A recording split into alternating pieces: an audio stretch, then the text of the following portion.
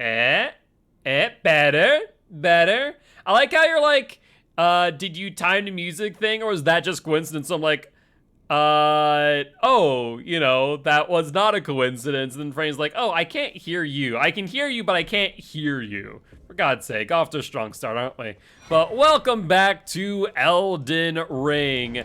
And welcome to attempt number 0 of our no-hit runs. Yesterday, for those who missed it, we have officially beaten every boss in the game necessary for us to get an ending no-hit in some way, shape, or form. Now, mind you, that was not all in a row, and so this is going to be our first real attempt at that.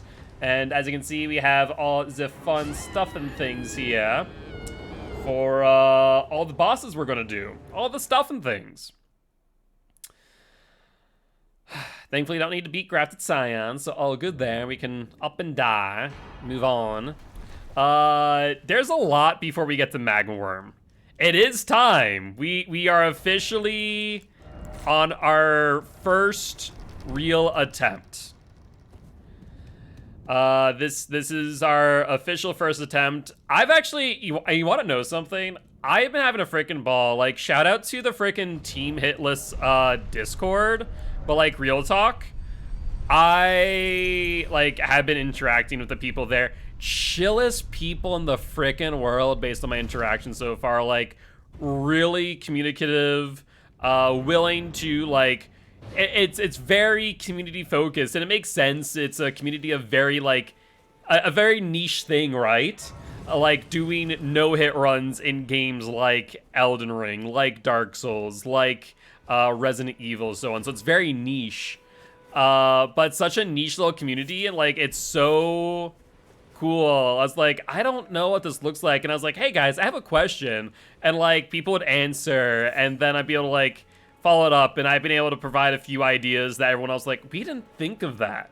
Okay, sick. So I'm like, this has been a really cool experience. So I'm really happy. Like before, we were practicing DS1 no hit, but it was really nice to join the Team Hitless community and really be like, oh yeah, this is, not a group of people that feel, elitist. This actually feels like genuine. It's kind of cool. Are such a roll of the dice. Exactly. It really is such a roll of the dice with like niche communities. It's either like a toxic cesspool of really cliquey behavior, or it is like generally one of the coolest places you'll end up finding, and I definitely am happy that I hit the latter. But yeah, like I was having like a good like hour-long chat with someone else doing a similar pathing to me. And like we were going back and forth about like different strats that we're using and why one works versus another, and how one pathing is beneficial in some ways versus another. Like they go full int and damage on the weapon art, where I go 50-50 on dex and int, where I'm able to control my kills a bit better, and it kind of results in some interesting things. Yeah, I mean, Neopets community is a strange one. Let's be real here. The Neopets community is a strange one. Have you they, sir? But I can play turning root to aid you. You need her to the foot. Then it's I accept. I bequeath. It will some torrent. Treat him with. Alright, let's pass time to Morn, because screw that noise. Do not want it to be nighttime. Said as if it's one cohesive thing. I mean, anyone who plays Neopets is part of said community. Does not mean that they either A, have to interact and or like each other, for that matter.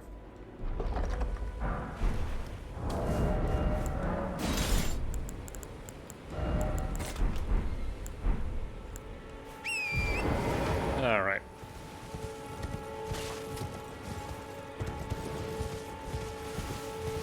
Let's head on up to Stormhill Shack.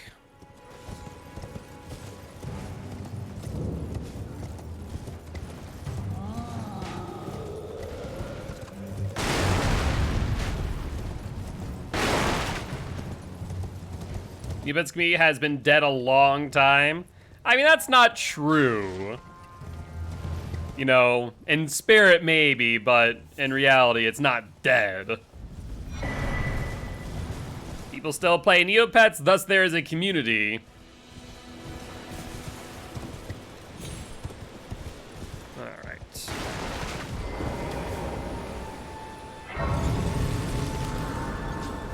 Let's make sure to grab this. We'll need this later. Time to go back for the first step so we can get our short bow, which I have debated cutting the short bow out of my runs, but it can come in clutch against Godskin Duo, more specifically than Godskin Noble.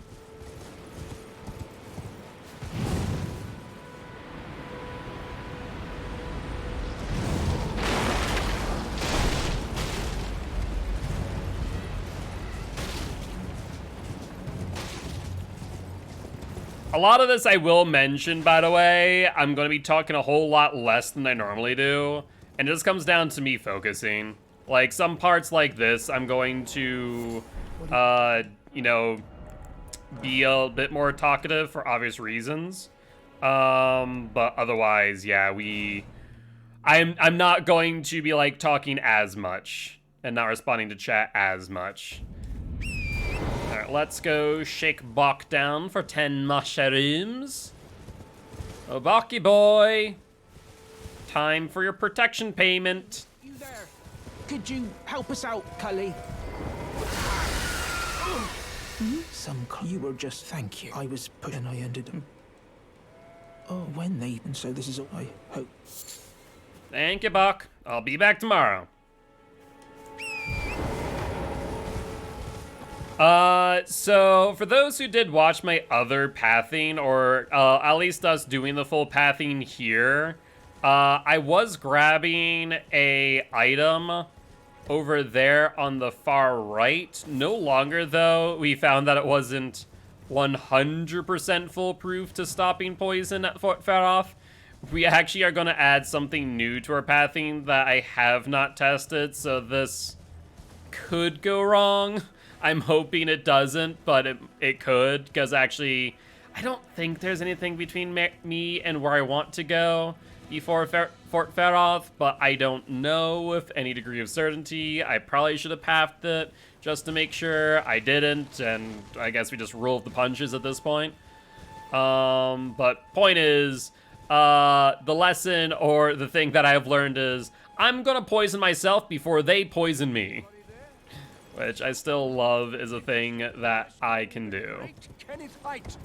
Servant to the true order and celebrated repute. Yeah. Servant of the true order, Kennethite. For I, a foul tarnished, would never dare talk to a man of such prestige. Ah, god dang it. I saw the prompt, I didn't hit in time. There we go.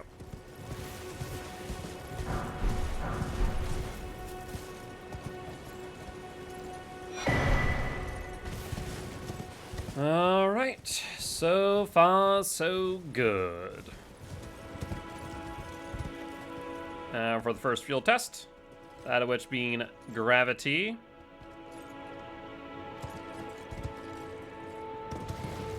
Cool.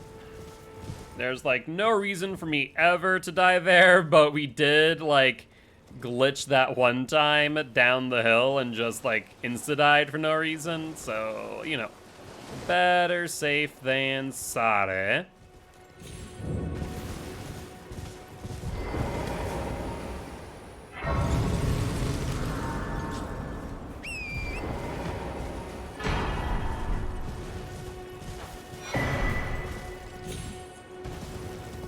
All right. Off to the Rotview balcony now. So we can set up for Dragon Bottle West. And also get a St. Trina Lily. Though I think actually with the number of St. Trina Lilies that we get nowadays, wow, that crow come out of nowhere, holy hell. I don't think we actually even need to pick up the St. Trina Lily.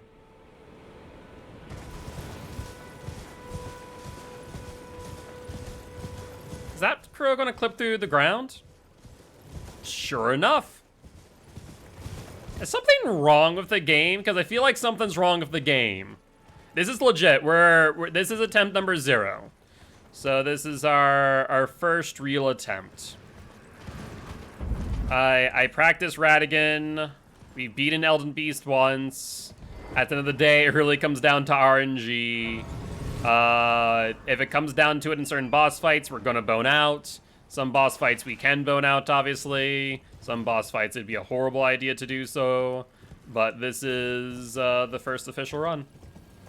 This is attempt number 0. And so I see the things on the right.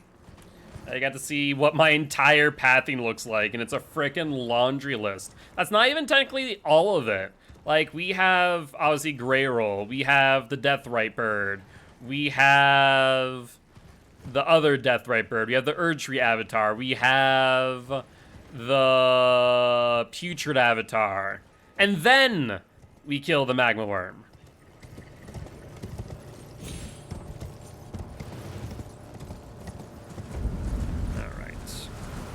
Don't worry, I also sustain emotional damage. Royal Greatsword on 50/60 deals 938 damage.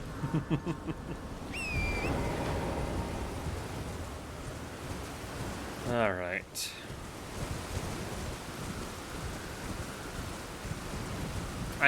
So when you say the Royal Greatsword, are you talking about WA or just the hit itself? Come on. Other way. There you go, bud. Oh, no. The hit itself? Gotcha. A little bit to the right. There we go, there we go, there we go. Nope, a bit further. And that should be good.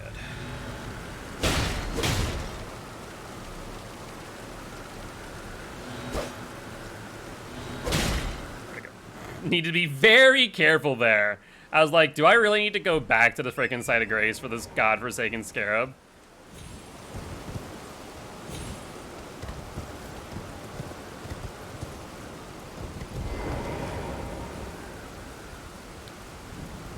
Alright. I almost popped out of orbit. Oh.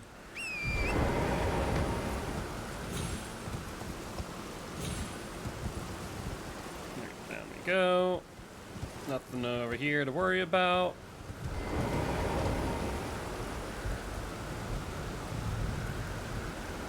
And let's grab Zenumen's Rune to start off with. One thing we're not doing this run, we're not actually going to Fort Faroth proper until much later. Or actually, we are going to Fort Faroth, but we're just not, whatchamacallit? We're not going to go into the fort itself.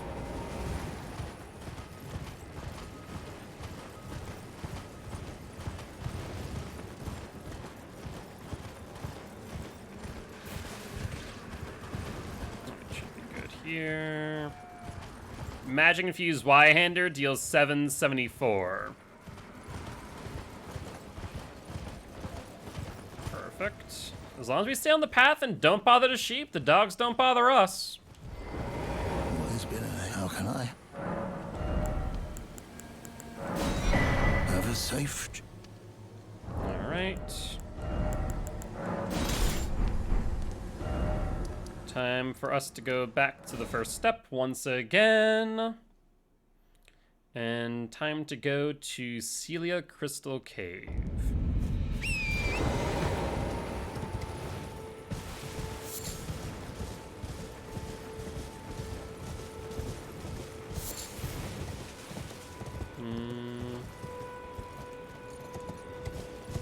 Oh, I was about to say, where are the eagles? Normally I use them as my checkpoint.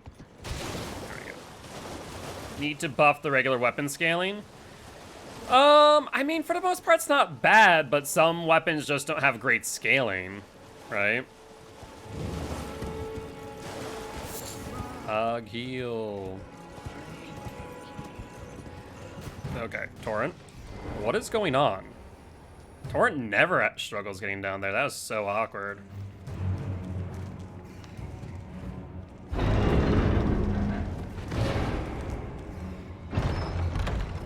Alright.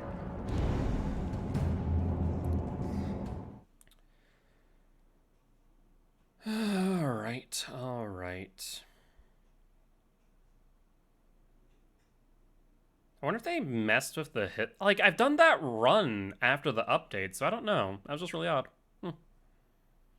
As do not know. Crouch. Wait for you to go up the hill a bit.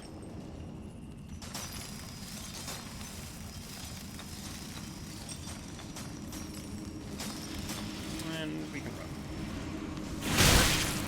You gotta be joking. That thing never sees me. Oh. That thing literally never has seen me. In all of my runs. In quite literally all of my runs, that thing has never seen me. I guess the bright side, it's within the first, what, 15 minutes? That's still depressing as hell. I guess maybe, did I start running earlier than normal? It's the only thing I can think of. Alright, reset that.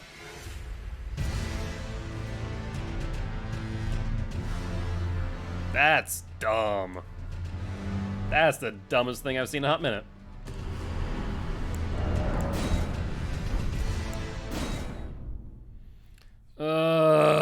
15 minutes of wasted time. That's the most depressing part when stuff like that happens. How many runs have I seriously done, though? And, like, never have I taken a hit there. I don't even know. I don't even know. Troll Knight Ultra does 789, Meteoric deals 718.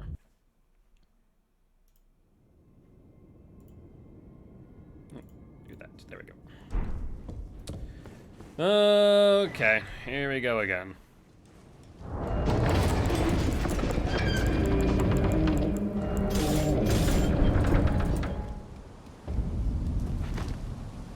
This is attempt number 1.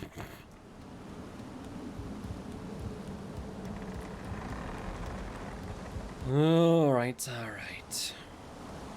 Are these all, like, maxed out as far as upgrades are concerned as well? Or are those just, like, base stat? There's gonna be base stats, so it's upgraded. I mean, katanas as a dex weapon should have more DPS. Because damage per second, if we're talking about damage per swing, that's different than damage per second, right? Damage per second, it would make sense for dex weapons to have more overall damage. However, we're talking about damage per single swing, that's different. I mean, there's a reason why I suggested that we make lentil soup, Frankie.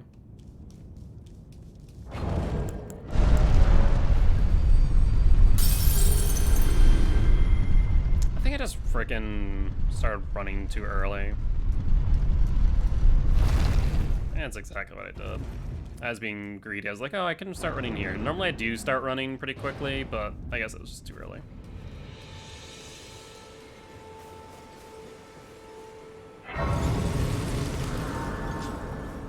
Hi, Vari.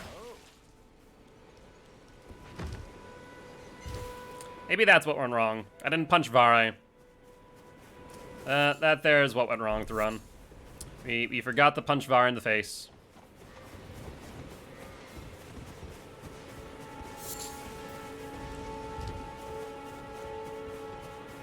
Graitas now true combos.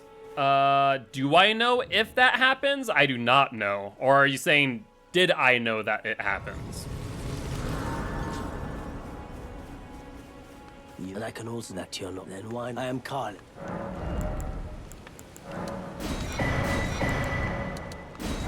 Goodbye.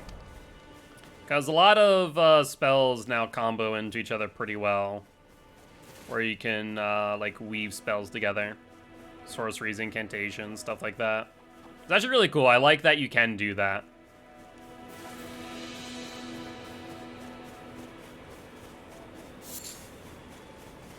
That's so disappointing. With Hammer Spell, Goretas is Ash of War. Oh, that's right. That is an Ash of War.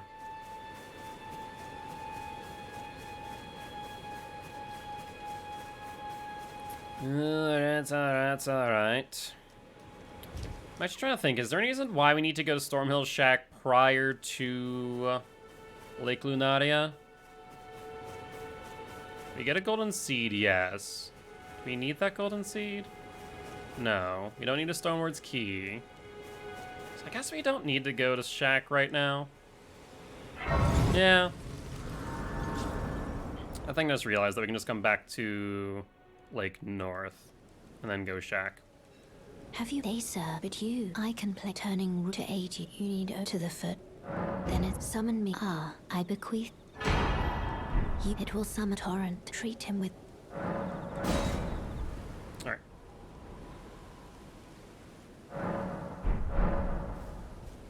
It's hard to believe how quickly time flies when doing these runs. It's already been like 5 minutes since we started. I'm just glad we took a stupid hit like that to the Rockkin 15 minutes in. I forgot about Earthshaker.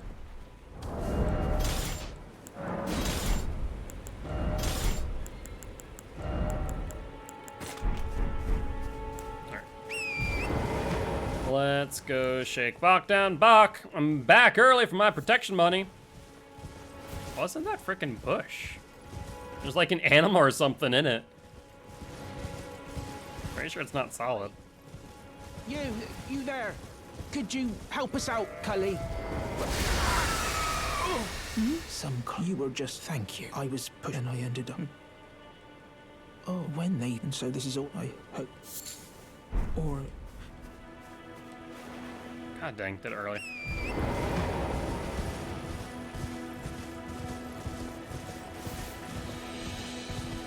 Yeah, I guess there really is no reason to go to the shack until later. Bush for sentient creature? Yeah, you know. It's one of those things like, what? What did I hit? And then it's like, oh, guess there was a creature in it. I bet you it was just like a deer or something. That was like inside the bush that I just couldn't see. Or like a small frickin' whatever the raccoon squirrels are.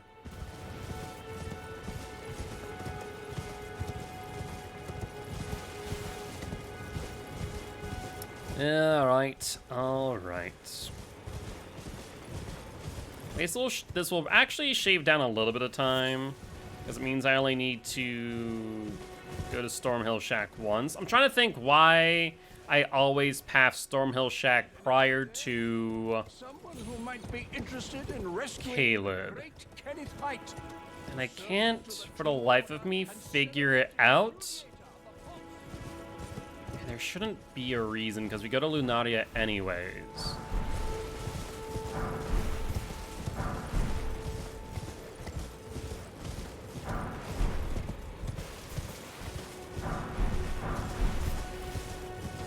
I wouldn't say anyone in chat ever trolls. At least not here, but I think, you know, there definitely are the, you know, the types of people in chat for sure.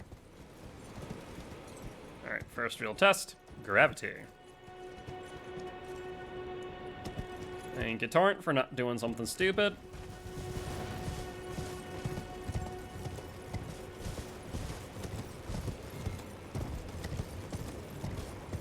Whenever it does that and does like the fast slide down the hill, it always scares me. It's gonna insta-kill me by some stupid means.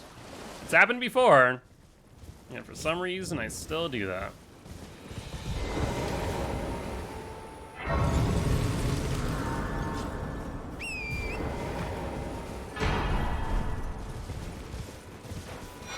His name is Miyazaki, honestly though. Honestly.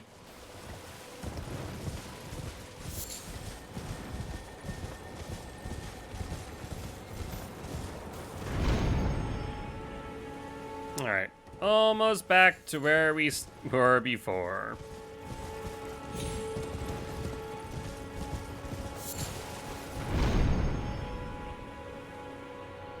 I hate this little ledge.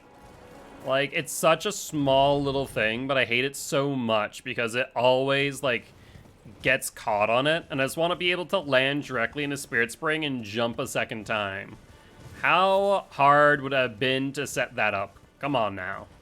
You frickin' trimmed the ledges in Volcano Manor so you can't do the +7 skip, and now you can't even frickin' fix that cliff? Come on. Also, I still find the fact that they nerfed the ledge in Volcano Manor so funny.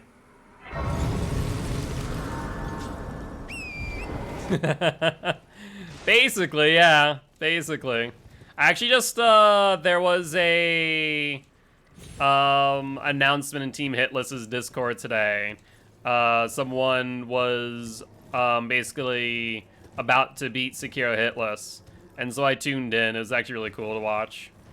They were successful, so they successfully, after I think they said 52 streams. Now it doesn't, I doubt a stream equals an attempt, so I imagine it's more than like 52 attempts, probably closer to like, I would say probably twice that number, so probably like 100 attempts.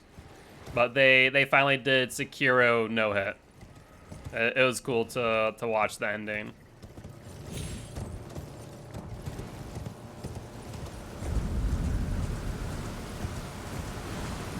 All right, almost there. Just need to get 2 things, and we're good.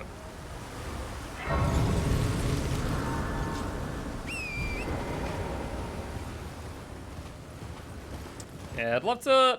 I don't know if I'd ever attempt no hit. I think it was Shura ending. They did not fight the owl. If that's the owl, right? That's the boss. It's been a hot minute since I've like really thought about the boss names. I'm pretty sure it's the Shura ending.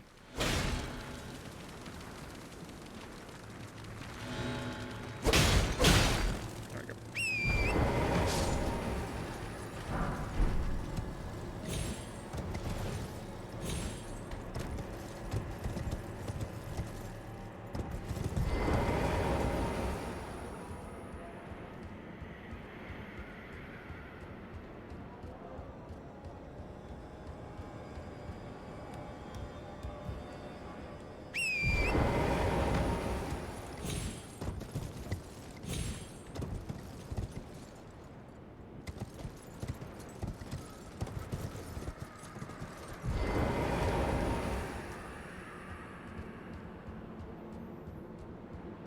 Alright, back up to the Newman's Rune.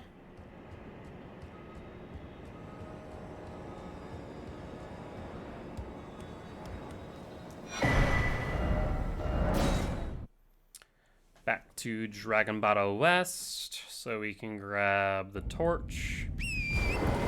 I really wish the Beast Repel torch also repelled the frickin' bats in Fort Faroff, but it doesn't, which is sad.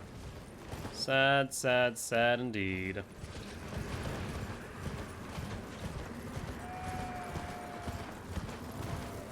There, we're good. Like I said, as long as we don't bother the sheep, the dogs don't bother us.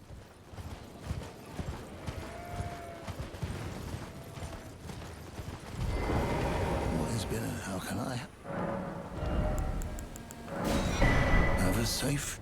I can probably tell you after this run, whether successful or otherwise. There's a Excel document where people are collecting all the poise damage and boss poise stats.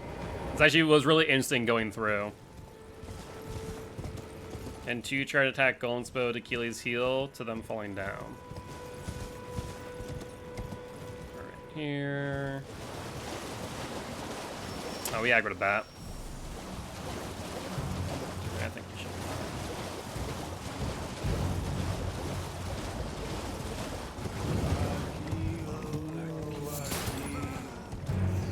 There we go. Bye, ratlings. Bye, ratlings.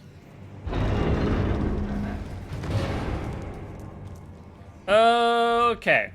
We are officially back to where we were, about a minute, 2 minutes faster, in comparison.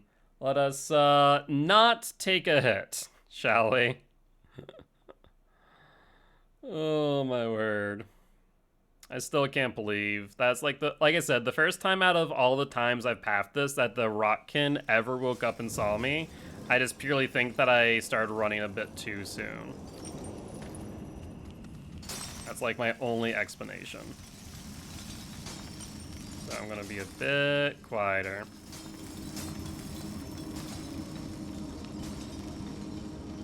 Yep, that's all it was. I was just stupid.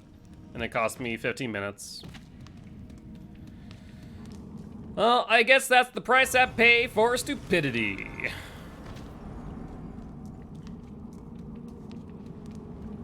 Let's grab this. Go get +5. You know, in retrospect, do I... Yeah, I do need +5. Because No, do I need +5? I get a +5. Volcano Manor. I don't need +5 here unless I want to plus a different weapon. Which right now I don't have the plan to do so. It's just pure Moonveil. So we don't need +5. We can do this once. Yeah. I forgot. Oh, that's painful. I forgot something.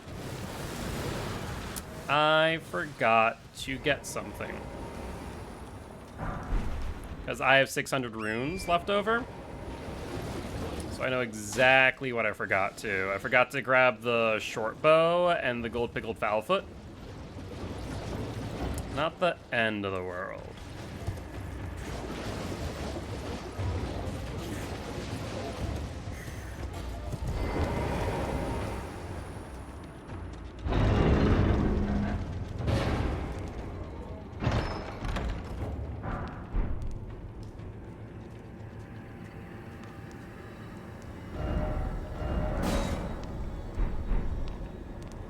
Oh. That was problematic. I didn't sit. That was dangerous. Yep, I knew it. I knew it. That's what I get for making mistakes. I was like, I wonder if I can go out, and then all of them were just right there, so... Oh, well. Oh, well. That's what I get for being dumb. Alright, let's reset.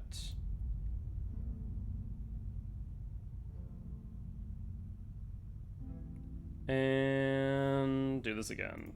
Another 50 minutes down the drink. But, oh, I don't want to continue. Freaking dumb. Yeah, I guess, so, realistically speaking... I would have been able to say that if I sat and got rid of the ensnarement, but I did not. For some... I mean, I normally don't, because normally I go for the +5, and I think I've just realized that I don't need to go for +5 anymore, because I get one... Oh, well... Actually, I'm starting to realize again that I might need the +5 anyways. Shoot, I should have done what I normally do, what I pathed. I don't know why I didn't. Oh, because I'm pressing control. Because I need +5 for Volcano Manor. Yeah, I should have just done what I normally do. For some reason, I was like, oh yeah, I don't need to. Okay, for real this time. We're doing this for real. No more stupid mistakes. Because I'm like, oh, I can change my pathing. Let me do that for some random reason. I can change my pathing even though I've like solidified the pathing and I have like reasons for everything that I do. Let me just change it for some stupid reason. But yeah, the reason why I need the +5 is because I need to be +5 prior to Volcano Manor. Even if I can get a +5 prior to the Godskin Noble, it still would be nice for the extra damage for specific enemies. Yeah, okay. Just me being really, really dumb.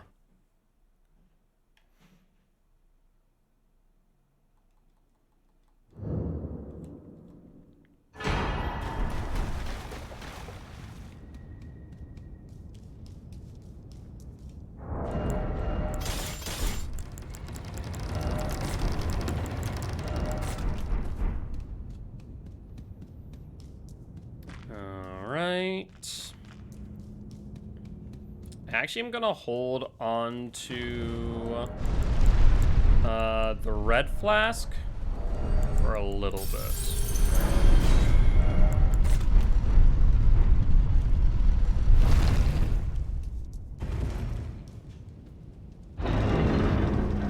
Let's also make sure to come back to first step for the frickin' short bow.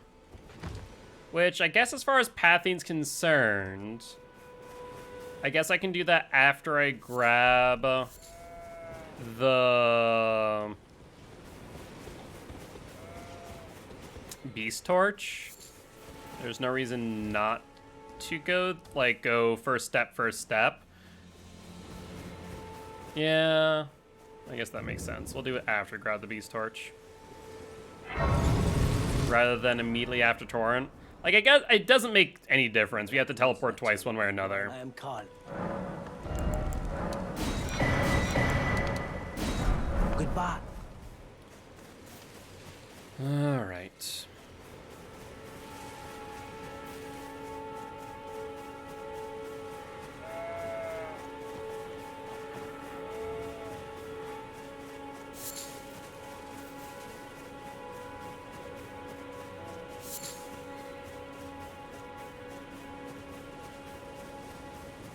Now, let's make the long trek back to the swamp, where we have ended our run twice for really stupid reasons. One of these days, I'm also going to get hit by that boar that sometimes aggroes on me right there. One of these days. One of these days. Apparently, I was talking to someone in the Hitless, Team Hitless server, and apparently someone did lose a run to a dragonfly. They're talking to, Alexander for some reason, and apparently they died to a dragonfly. I was like, that is a big ol' rip. Like, I can't help to say that isn't like one of the funniest things I've heard, but like also rip. I can turning root to aid you. You need to the foot. Then it summon me. I bequeath. Use it will summon torrent. Treat him with. All right.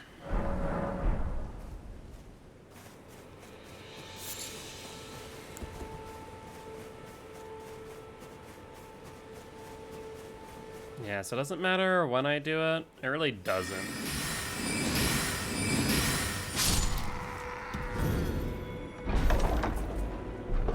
Like, we could go to first step right now. We could go later. Either way, it requires me to teleport multiple times. So I guess we just do it right before Crystal Cave. We just need to make sure that we do so, because by not doing so means that I'm going to have extra 600 runes that I can't do jack with. Before, I was very hopeful. I'm like, what if I go up the stairs? Help us out, Cully. And I knew full well I wasn't going to be able to. You were just thank you. I was put and I ended up. Oh, when they and so this is all I.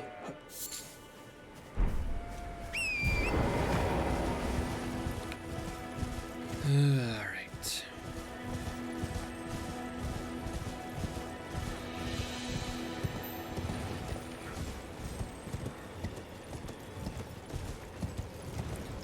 Let's grab this.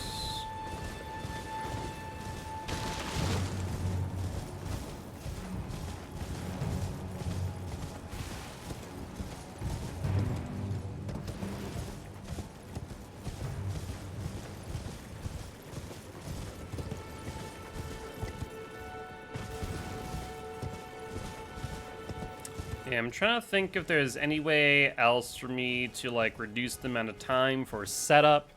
And there really isn't, especially as I do need to add a new part to the pathing for a raw meat dumpling prior to Fort Faroth. And when we go for that, we're going to be going for it right after you grab the Lake Lunaria key.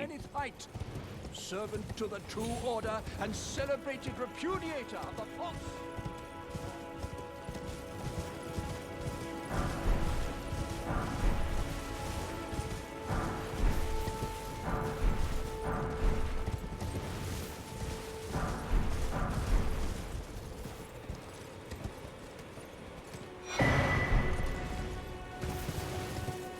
All right.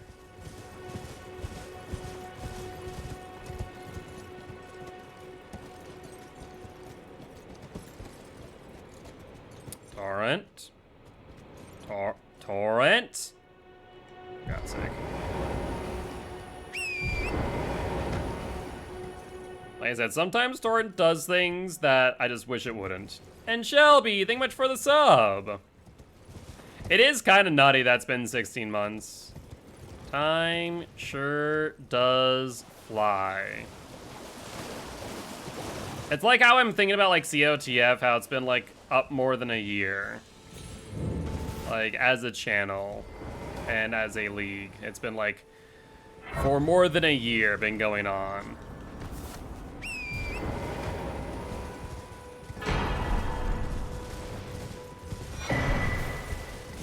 Alright, sounds good. Wish you best of luck killing or trying not to be killed. I'll be over here trying also not to be killed. More accurately though, trying not to take hits.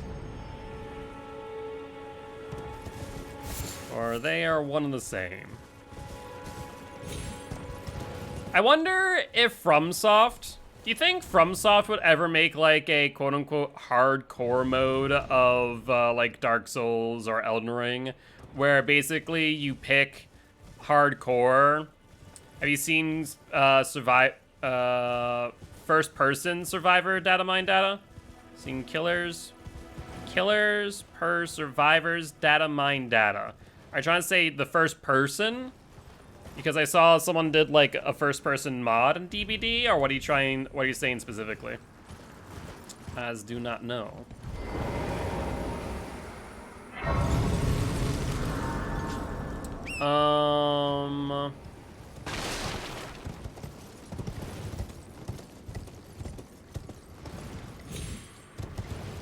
I feel like I was gonna say something and then I forgot what it was.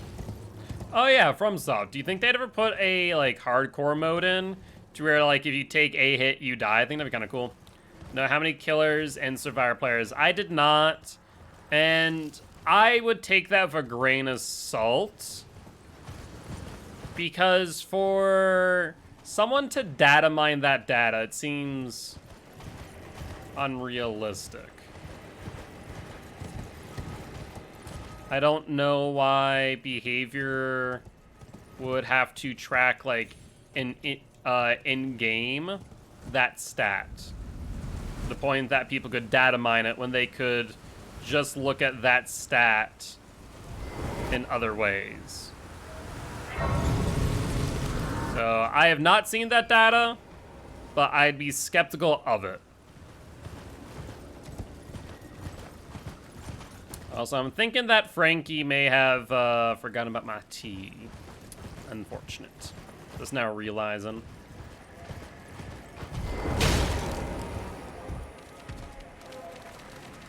Just don't be surprised if you see him.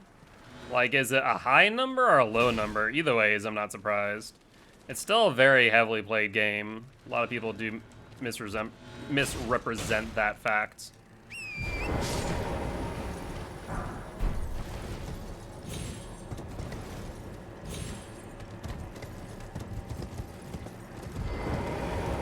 Killers at all-time low. It kind of makes sense with the meta, to be honest. I mean, I think we've seen a downtick in that and like longer survivor queues ever since boons came out. And I feel like they've kind of just stacked that effect on as time's gone on and not really understanding how the meta in some way, shape, or form needs to be balanced as it's becoming more and more stale, especially at higher MMRs, right?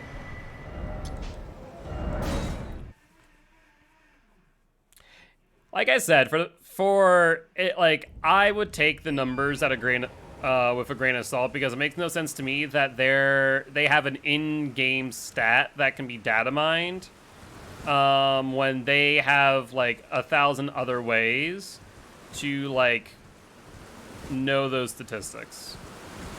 So that dog was like mispositioned. It normally is never where it was just then. That's very odd.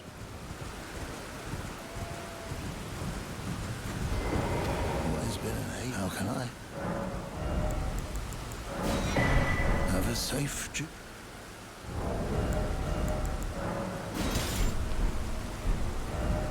Alright, let's make sure we go and grab the short bow first.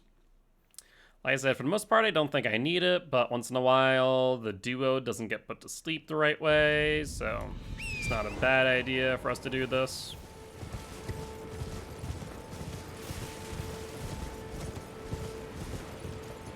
High tier killers that can be easily controlled as PC besides Hag. I mean, I feel like Hag might even be easier on console in some ways because fewer things to worry about as far as like controls are concerned.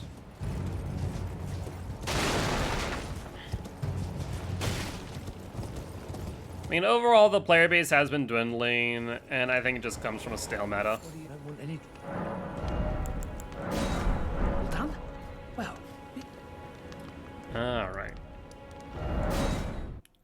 Who likes to play Hag? I actually generally enjoy Hag, but like, she's not my go-to killer, simply for the reason, like, she's very easily countered at higher levels.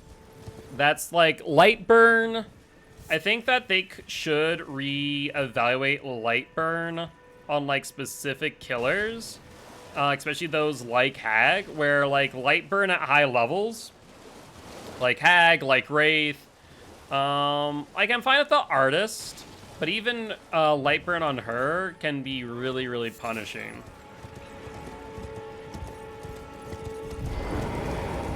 Then play DBD.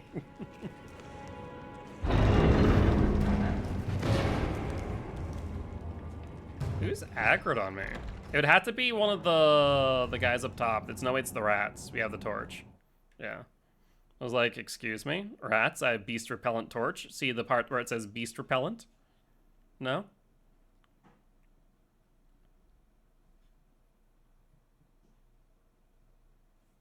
Alright. We're back to where we've been 2 times now.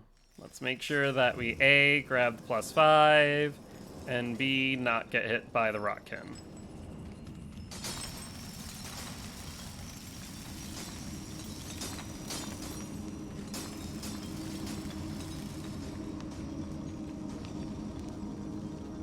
Alright, we good?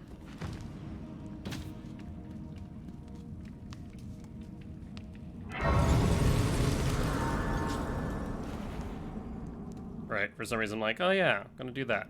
We are also going to, instead of using the map, I'm going to bone out of the rock sling room. The only reason why I didn't before is because I had the 600 runes and I didn't want to give them up. Honestly, easily replaceable, but I was stubborn.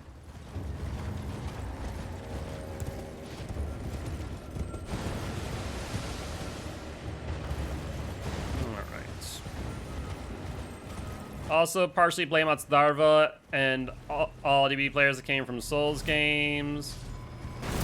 Now haunts us as Bloodhound Step. I still think that Bloodhound Step, like, is not as problematic as people make it out to be. However, I think that I would, as I've said before, I would like to see it tuned in some way, shape, and or form. As they could very easily make it so that it can only be used on small armaments and not an ultra great sword, right? Not to mention, like, Bloodhound Step on ultra great sword isn't even that great, but my point is, from like a PvP perspective, not looking at PvE, Bloodhound Step, who cares? But like PvP, Bloodhound Step is just a bit much. And I say that as someone who uses it on freaking hook claws, but I'm also using hook claws, so I'm already putting myself at a disadvantage. Sue me. Host spend 15 minutes. Yeah. I mean, in the case of invasions, it's a bit interesting because, like, invaders are supposed to be at a disadvantage, and you're invading someone who's doing PvE, right? Unless they're using Taunter's Tongue. In which case, then I'm fine with them using Bloodhound Step in PvE content. Yeah, duels don't make much sense. Like I said, I've done it where I'm using Hook Claw specifically. I'm going to go past you, friend.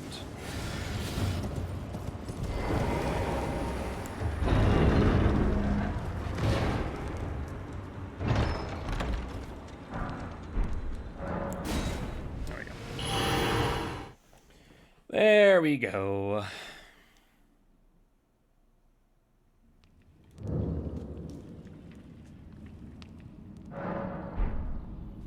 Alright, let's go to Dragon Barrow West.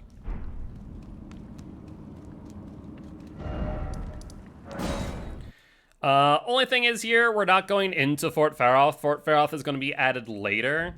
We are still killing Grey Roll as well as the Death Ray Bird, however. So that's something that we are going to do. But yeah, using, like I said, using Blood on Step in duels makes no sense. Need more OP than Hunter's Bone and Bloodborne. Yeah. It's just like, it's not even the iframes that it gives you, even though it gives you an insane number of iframes. It's purely the distance. Like, if it was the same iframes as it is now, but equivalent to the distance of Quick Step, then Bloodhound Step would not be as annoying. To be honest.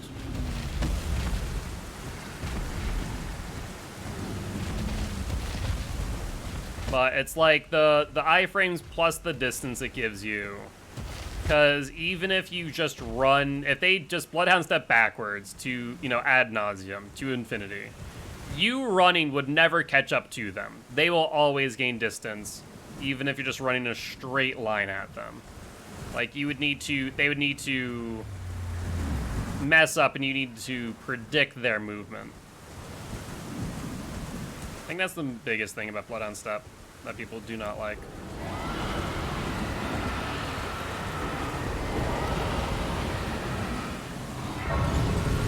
Alright, let's go to the round table.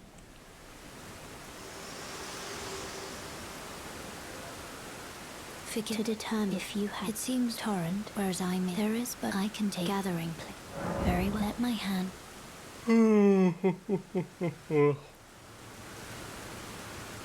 Alright, we're getting there. We're making progress.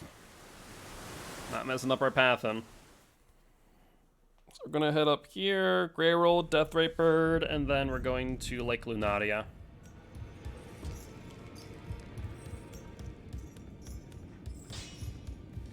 You'll no matter loud you're up.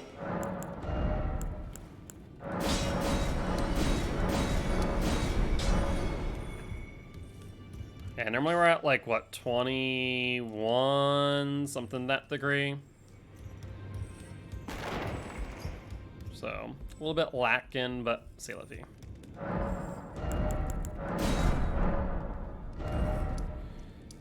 Alright, let's go back to Fort Faroth so we can kill Grey Roll.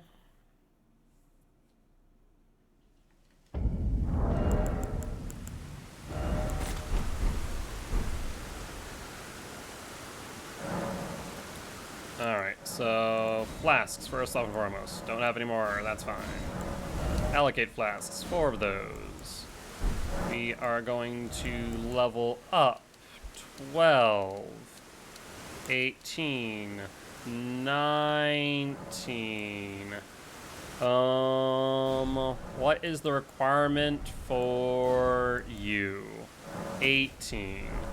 What is the requirement for you? 18. Okay, so we can do that. Like I said, this is a slight adjustment to our normal pathing, but 12, 18, 19 should be perfect. So Nightfall, Invasion Bloodhound and all mana flasks just by spamming it to even get hit once, and when the host, also Blood on Step, got tired, one-shotted him by Sword Dance Great Axe. Sword Dance has been interesting. I've seen some really good uses of Sword Dance. Also, Lion's Claw, after its buff, has been seeing a lot more play.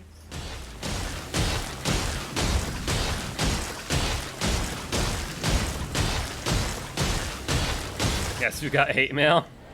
I mean, hey, you can't freaking throw stones in glass houses. If you use Bloodhound Step and someone uses it against you, then it is what it is. We did make it nighttime, right?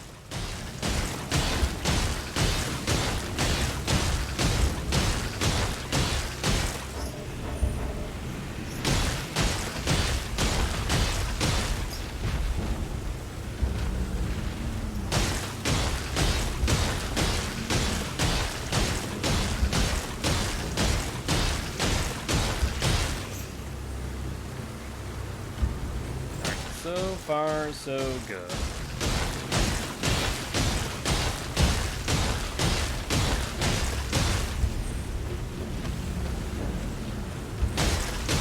Get it on Utumi, which has insane range on rolling attacks. Oh, the freaking sword whip. I love that. It's such a unique design. Like, you have to say that they're really innovative on a lot of the weapons in the game.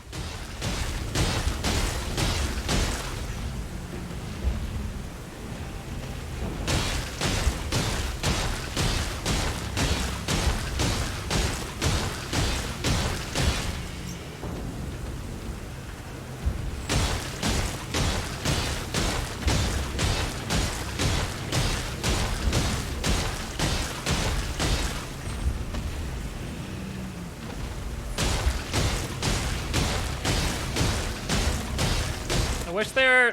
On one hand, I can't complain that because this exists. On the other hand, I wish there's a faster way to do it.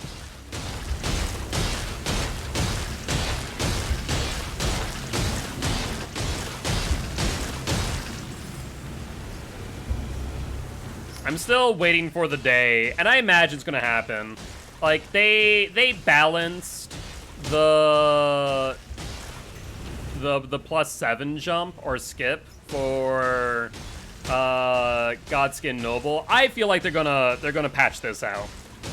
Like at some point, I feel like this is gonna get patched out. There's no doubt in my mind.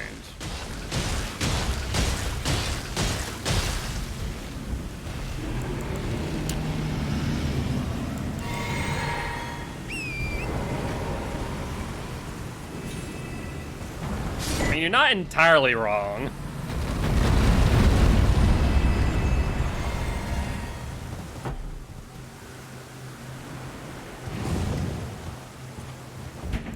Alright, it is nighttime, good.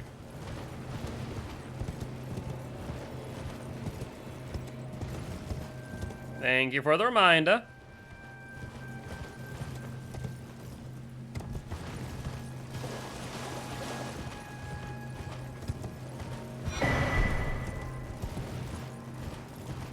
Ratkin's there, so we should be good.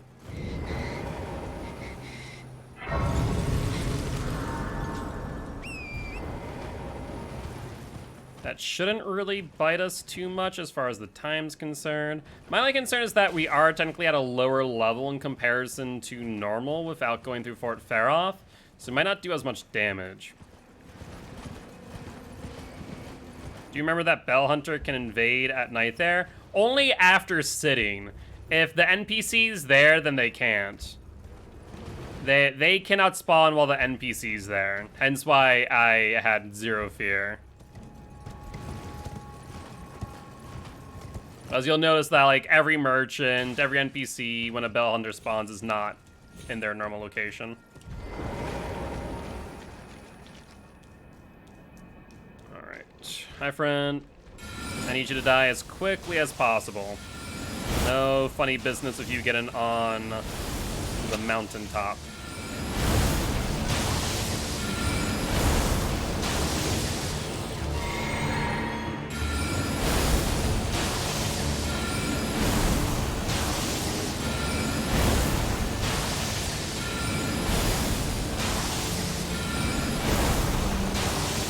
Yeah, honestly though.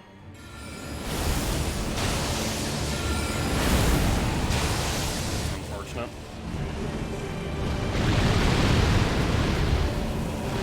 Just gonna need to let it reset.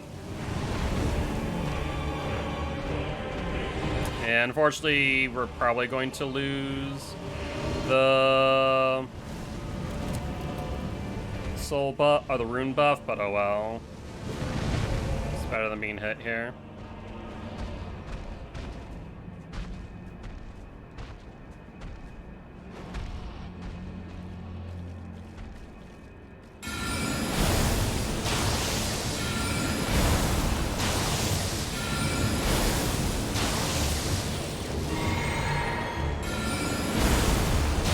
I swear, it's gonna run out. Yeah, it's gonna run out right before we kill it. Damn.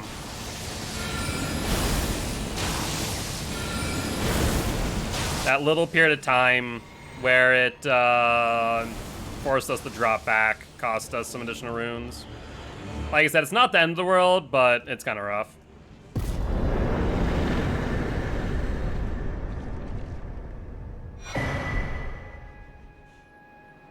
We got the runes, we got the Death Poker. Now we can go back to Alkeel Lake North.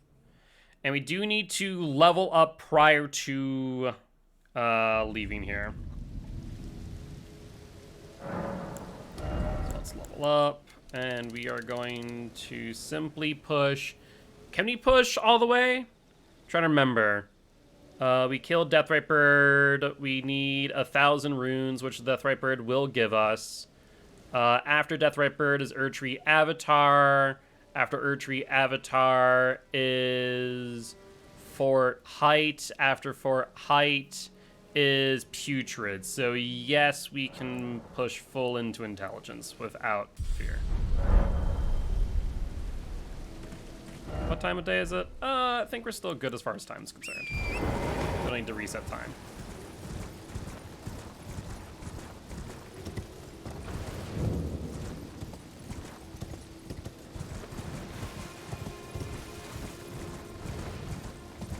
Death Poker scales more of Dex. However, its weapon art scales more of intelligence. You always have to remember that though the weapon scales on its own damage, its weapon art also has its own unique scaling. It's much like I was reminded that Moonveil's weapon art scales more with intelligence, and hence why I'm doing roughly 300 damage less in comparison to someone else doing a similar pathing. Because I push 60 intelligence, 60 dex, where they push 80 intelligence and like 40 dex.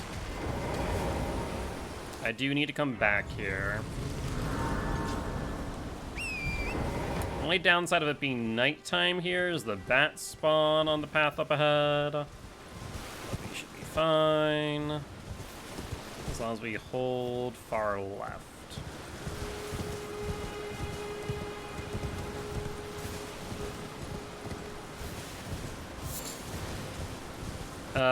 And more of PvP, not PvE. Death Poker. I don't think you'd ever use Death Poker in PvE. It's just the weapon art's too slow, right? I feel like that would just overall be a bad decision.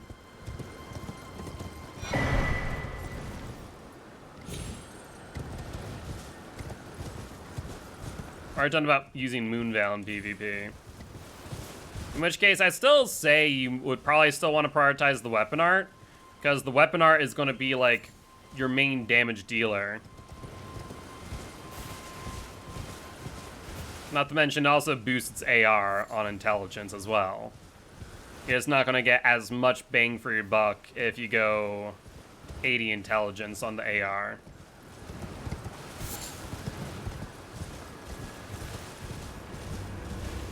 Because you hit that 60 soft cap.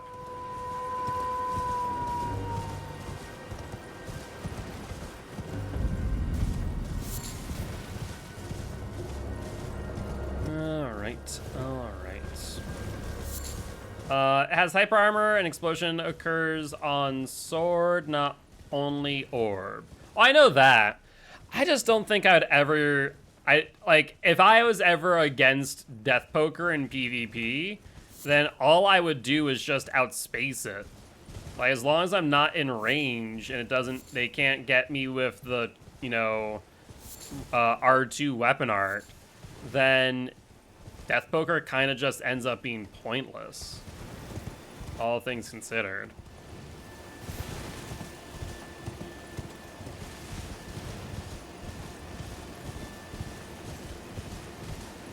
We do need to touch this side of Grace.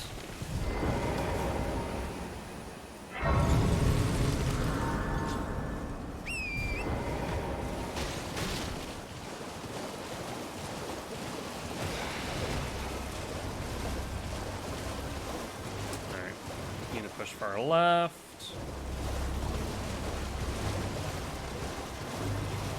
Will you turn around before I get to you? Yep. I was concerned about that.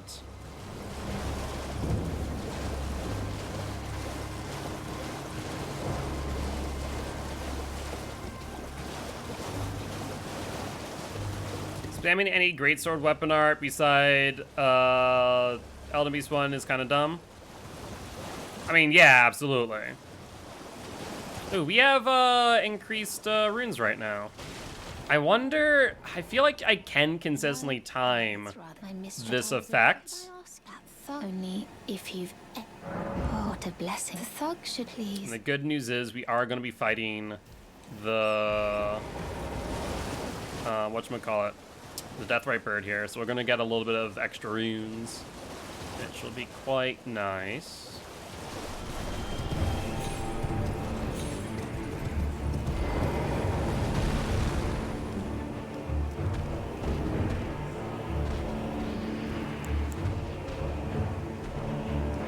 I need you to stop moving, friend. There we go. There we go.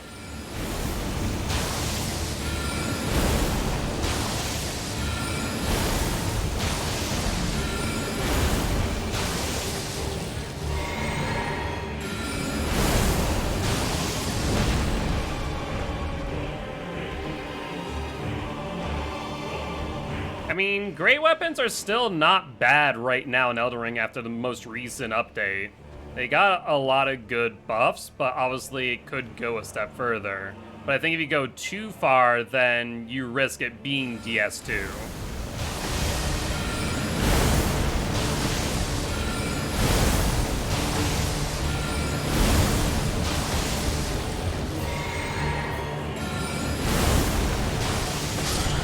Ooh, that was close. That's why I didn't want to get closer, but maybe the third rock would have been worth it.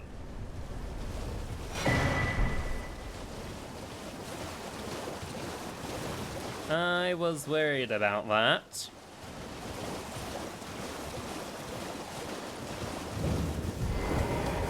What are you trying to start? Show me, and I'll consider part. I'm not in love.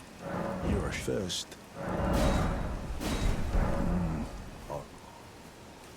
Alright, don't need to come back to you ever again. Is there any reason for me to make it daytime right now? Ash Roar on some got buffs, none of the great weapons were touched.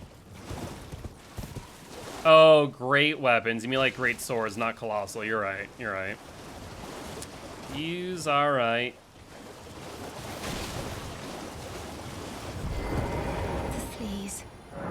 Oh, yeah, thank you. Did I forget? I see you are very, but a steady heart. Such, please. Nope. Brave most time. But you are a volcano. Please stop, brave tarnished. Yeah, did not mean to jump next to you. It's okay. Oh, this land, but the lift instead at the base. You was I have faith. I do hope. Okay, cool.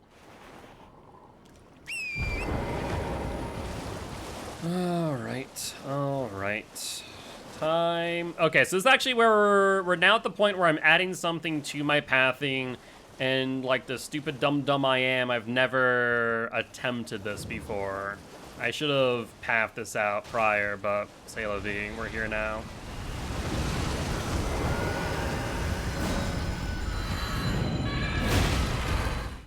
Goodbye, Royal Revenant. I don't actually think I ever see another Royal Revenant the entire run. It's kind of funny when I think about it.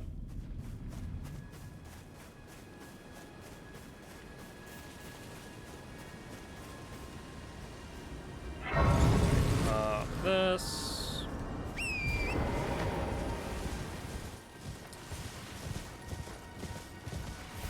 All DS2 weapons were viable. I think the problem is if you ever in a situation where everything's viable, then nothing stands out. So like from a game design standpoint, there's definitely like a give and take on that notion, right? Like you want everything to be viable, but not in every situation. And I think if you made every weapon viable in PvP, then I think you'd end up in a scenario to where nothing feels unique. And so I feel like you do need some things that are not viable just to act as contrast more than anything. Why did I stop running so close or so far away?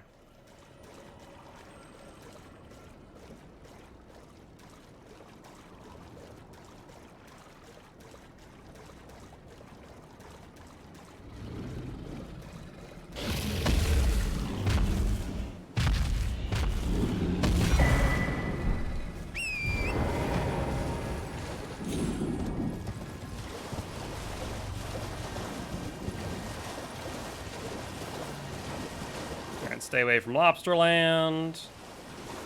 And this is where we add something new to my pathing. We're going to Revenger Shack. We are going to Revenger Shack, which is over here. Staying far away from the Dane. Would not want to get poisoned. In fact, why we're going over here so we don't get poisoned. Well, technically we're poisoning ourselves. I think we follow this road. We should end up at Revenger's Shack. Or is it? Nope, it's over here. I see it. I done did see it.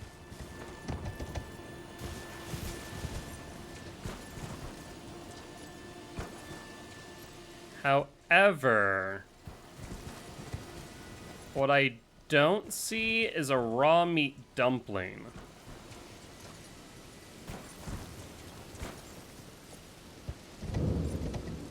I'm fairly certain there's supposed to be a raw meat dumpling on this man.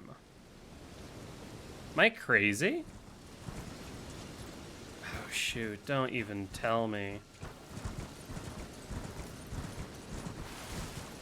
I'm like 99% certain.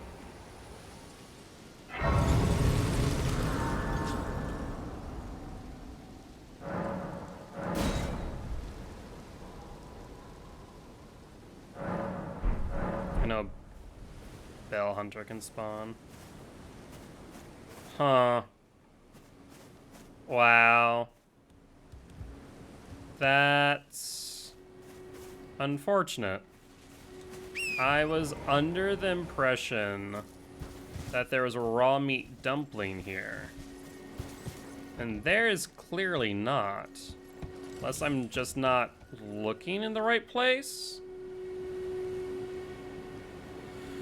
Oh, bollocks. Bollocks, bollocks, bollocks. Let me check this real quick. Raw meat. Raw meat dumpling. Chance for it to be dropped by a living jar. Often found near living jar nests. 5 can be found in Revenger's Shack after completing Edgar's quest. 10 can be found at Windmill Village. I could have sworn there was one that also spawned here without Edgar. Revenger's Shack. If I go to Revenger's Shack. Raw meat dumpling. Gather and farm items.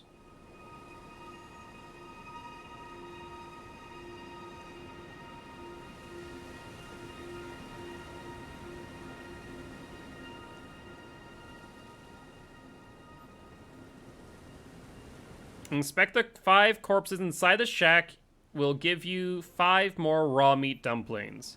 You know what I just realized, though? In order to get those to frickin' spawn, guess what you need to do? you need to complete his quest line. Oh, shoot. Well, though that's a solution to my problem, it is not a solution that I can use here. No, it is... I remember the first time I ever came here, I had already done Edgar's quest.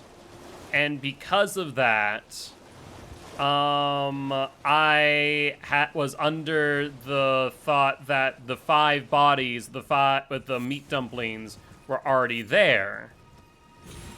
But it looks like the raw meat dumplings don't spawn there unless you first complete Edgar's quest.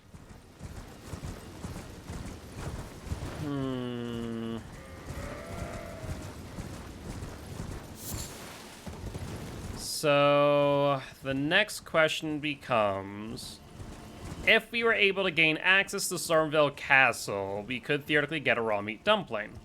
However, that would mean that we only have a +5 Uchigatana, and as of right now, my path includes a +9 for Mogget.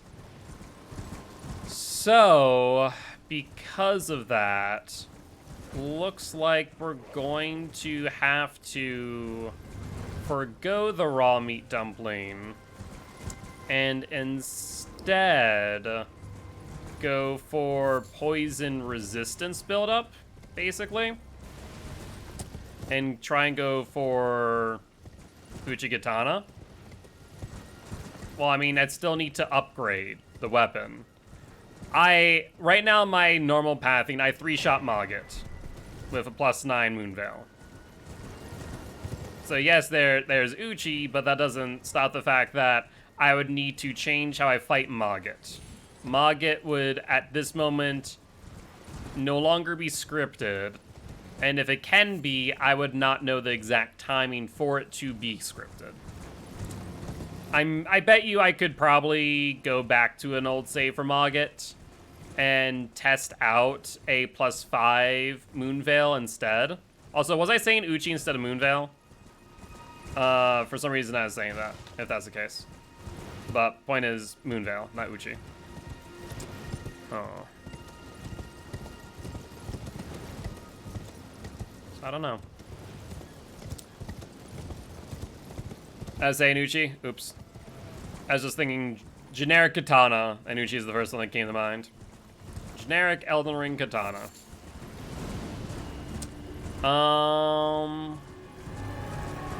So I know where I can get some strips of immunizing meat that can help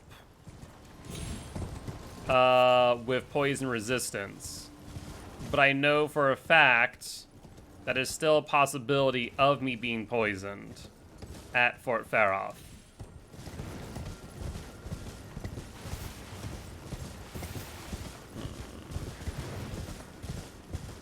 At least if it was earlier in the run, I wouldn't mind as much.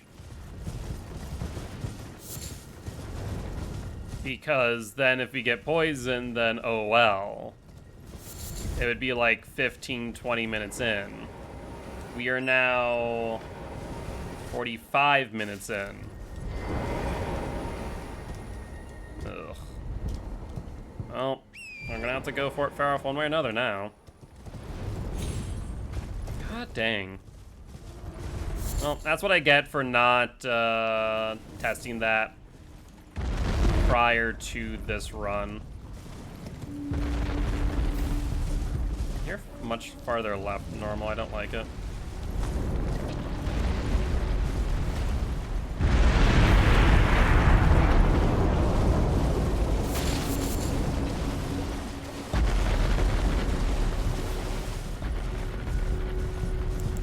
I only have 4 of these. I could upgrade to 5. Do I need 5? I don't think so. Well, I'm definitely gonna sit. What? Definitely pressing Y, not pressing X.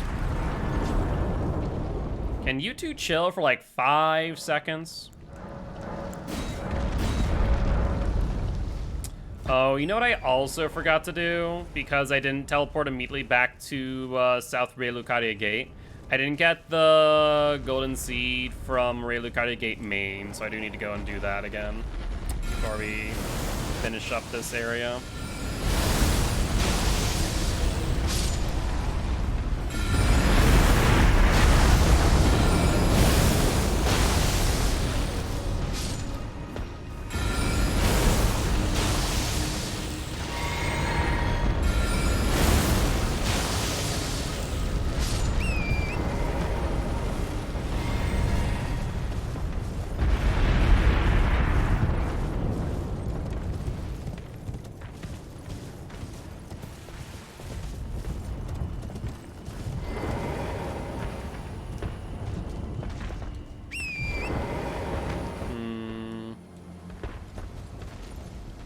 That's unfortunate.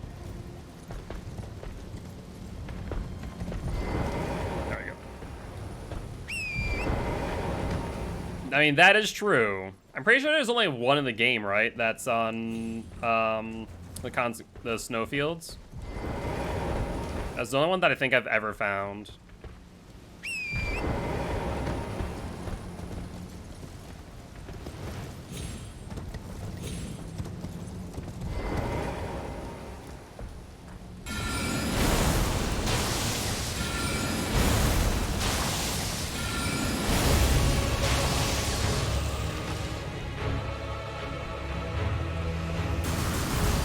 Wait for it to lose aggro.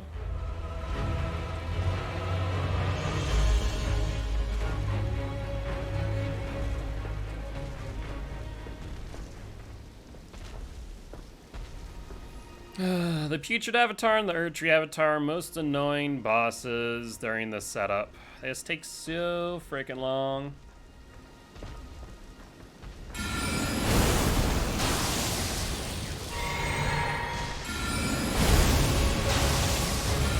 I love when it does this, though, where it doesn't actually do the attack.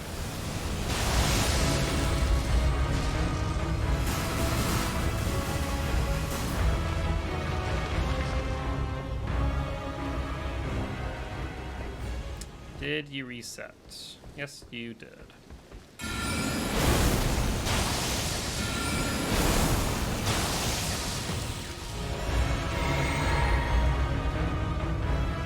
One more run after it loses aggro should be enough to kill it. Also, I just realized that the Mazos stop moving when you're far enough away from them. Oh, actually, that's so interesting. Look at that. That Mazo's still moving, but it's like in slow motion. I've never noticed that before.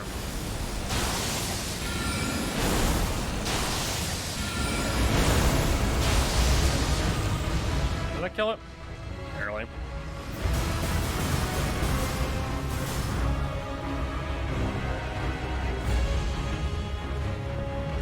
Yeah, it's an interesting choice, we'll put it that way.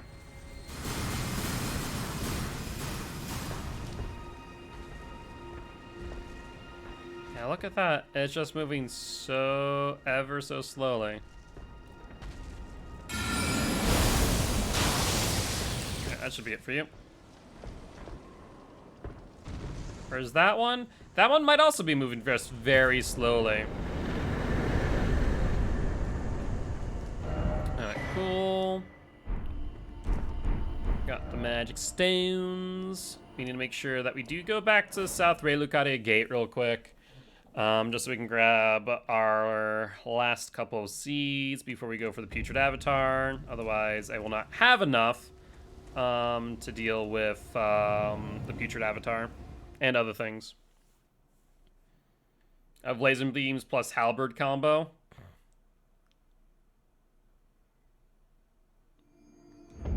Alright. We might as well pop this.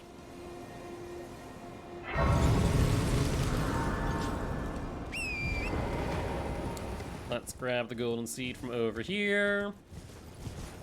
Is what, like a full hour? I think what we said before was it an hour and 30 minutes worth of setup, all in all, before we like start really getting into things.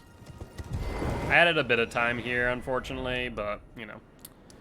We need to go back to Stormwell Shack so we can pick up,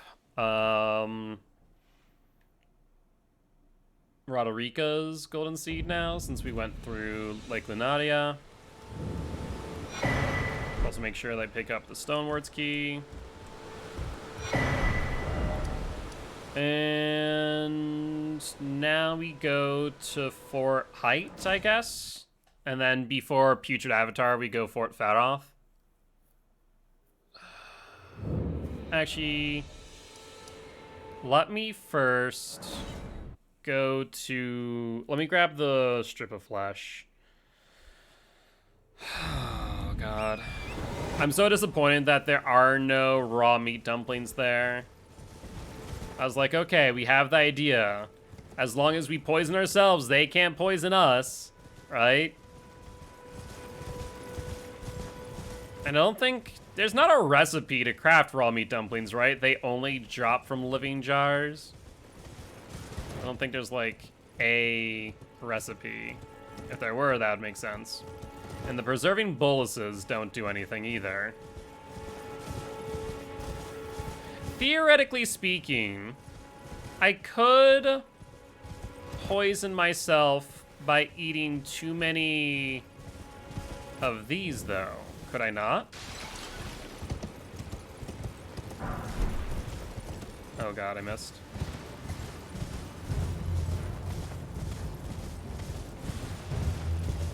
Yeah, I need to wait now.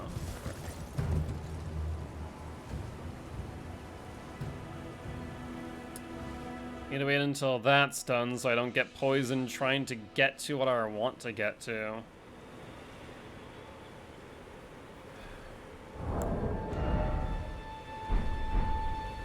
The thing is, I need the recipe, right? That's always the fun part.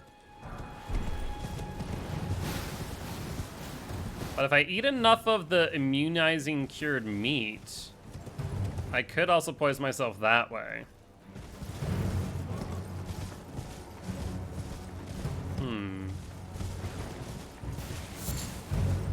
What recipe book or cookbook does the cured meat come from? I'm trying to think what it would need. It needs, what, strip of flesh, which I'm trying to think of where that comes from. Strip of flesh, I know it's from Albinorix. And I think from, there's a few other things that it comes from. So am I running the entire way? What else?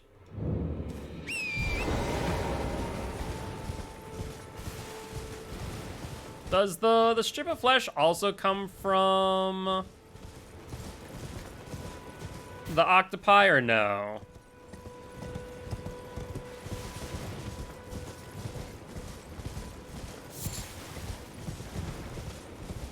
Also, we don't need to go and get the cracked tears over here. I just want to dodge the bear. Found on a corpse at the side of road of Sophia River Well.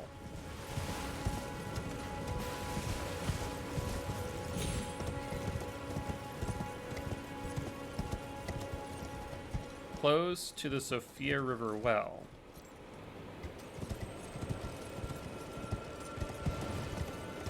Is it like on the road? Is it near the minor Erd tree? Is it this one? There it is.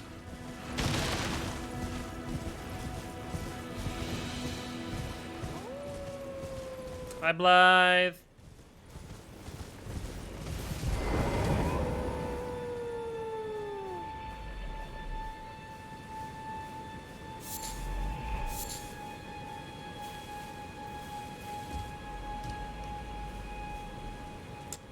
Remind me what I need for that.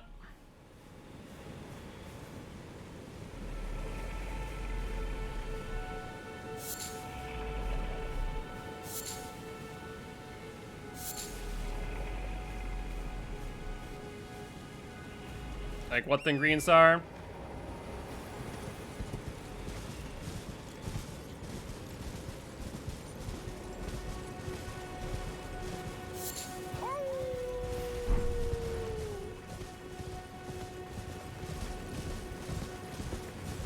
Probably what? The excrement, mushroom, and that. Do I only need one? Do I only need one in order to poison myself, or is it more than one? Well, value these. I'm hungry. We take 22 for 25.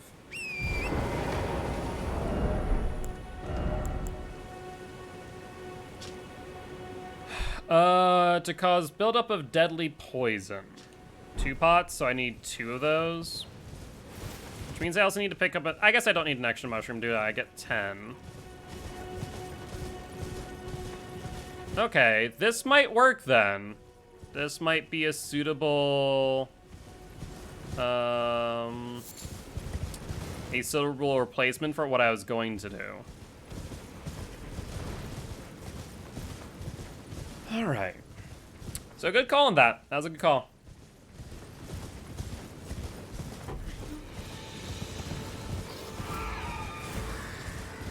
Because my only thought was to get the strips of meat and eat enough of those. Honestly, though, like, it does help because the entire idea of the raw meat dumplings was to ensure that I can't get poisoned by the bats by first poisoning myself. Like, that was the entire concept in a nutshell. Did I get rid of Glintstone Pebble for some reason instead of frickin' the other way around? The hell?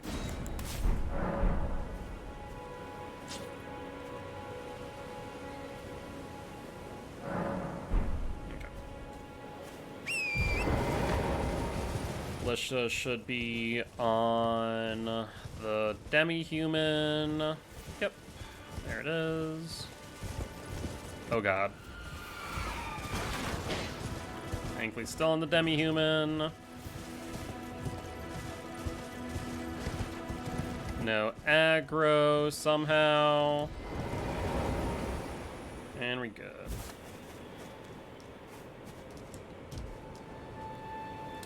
Alright, let's start off with you.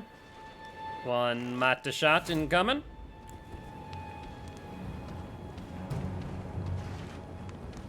And a pebble to the face. Another Mita shot incoming. That guy on my left is making me concerned.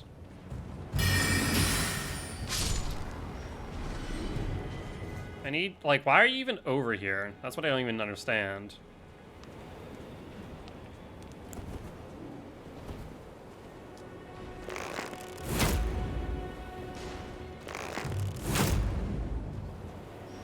Did he shoot? He did not. Cool. Are they done fighting? Answer is no. I think we're good to sneak past.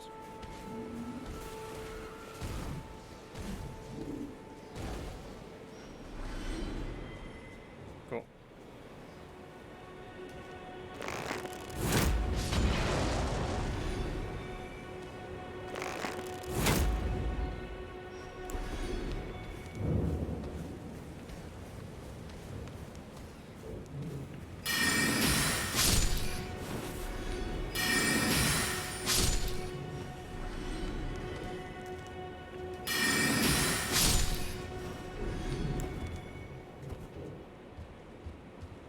And then a bit of whack-a-mole.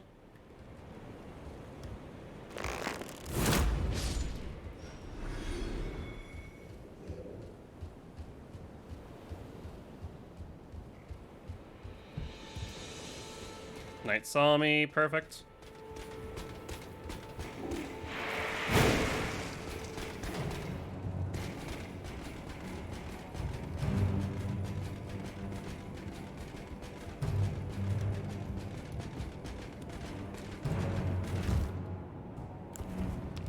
All right.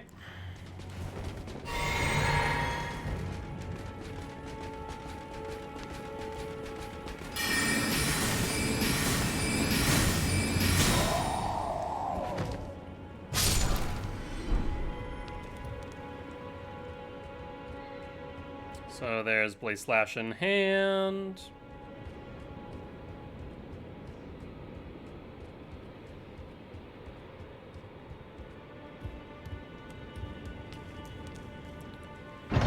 Normally this is our second half of the medallion, but this is technically our first half here.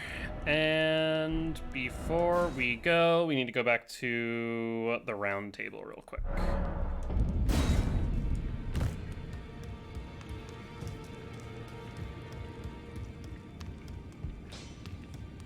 Well, I took you no matter. Lay out your own.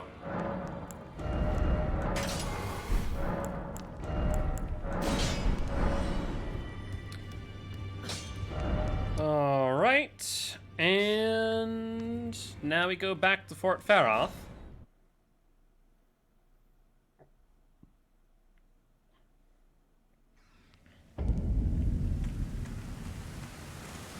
Okay, so let's craft 2 of you.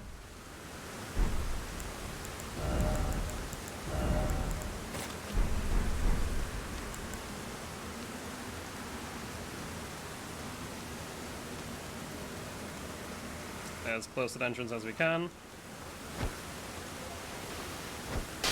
Definitely worked.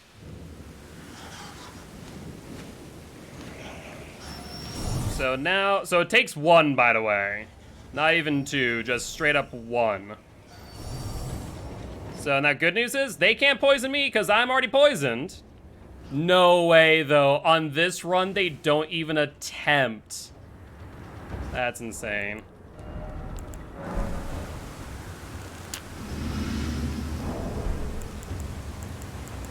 Unfortunately, oh. Yeah, exactly. I wasn't sure if eating that was going to save me. And then by the time I realized it did, then I was already out. Okay. Jesus Christ. So it's only 1 necessary to poison ourselves. Except now I ate both that and that.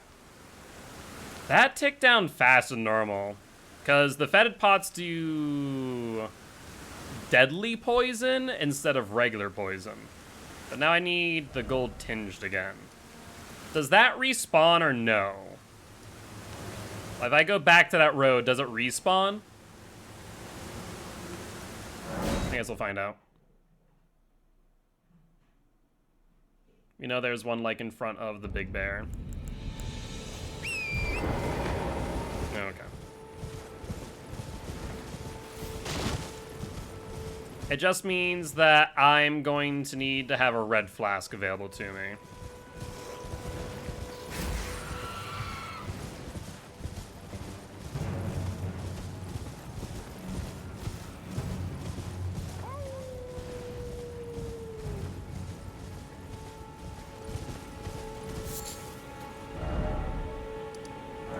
It does mean we need to pick up, I think...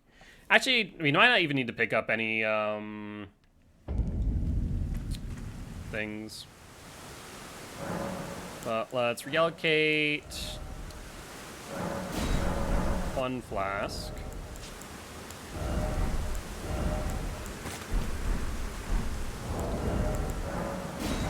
Okay. Try this again.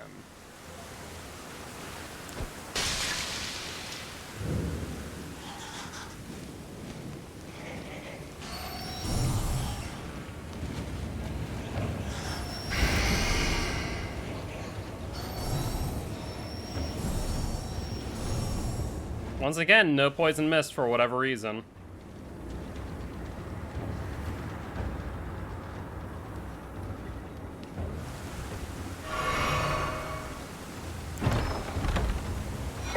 We should have enough health now to get to the Source Seal and the rune. Oh, it already ended. Even better. Maybe. That's interesting if that's the case, that the AI just goes, oh, you're already poisoned, we're not going to attempt to poison you again. That would make sense. Okay, but that works. That works like a charm. So that was a really good call on the pots. That was a very, very good call. Yo, what's up, Ryan? Doing pretty well, doing pretty well. Appreciate the lurk, friend. Hope you have an amazing day. Let's also make sure we pop this.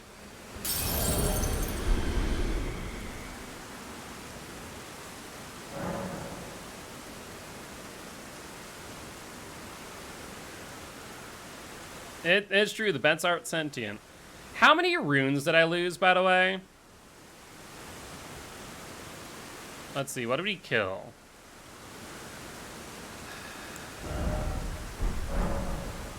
Oh, that might suck later. When I memory graced out. Like I panicked out. How many runes did I lose? Ooh. I just realized, I'm like, oh yeah, I had runes on me.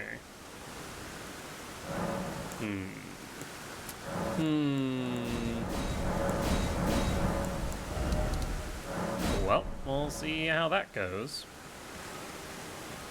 Oh, I need my Wondrous Flask too.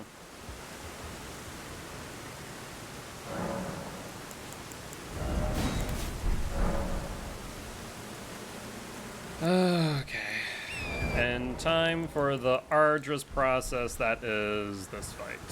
This will give me 91,000, but I think I had... Yeah, I didn't level up prior to for height.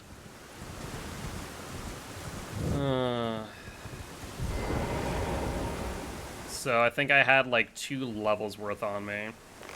Shoot. Yeah, it is odd. You're not wrong.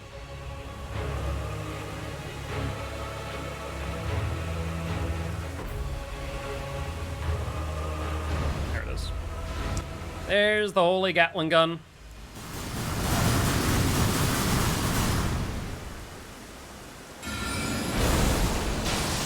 There's the homeward boom, if you want to blow yourself up.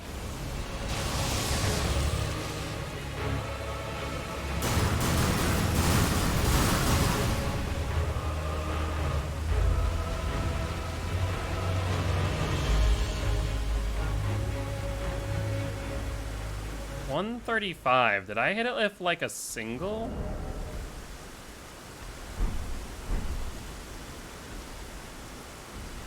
As OP in PvE as in PvP, honestly though.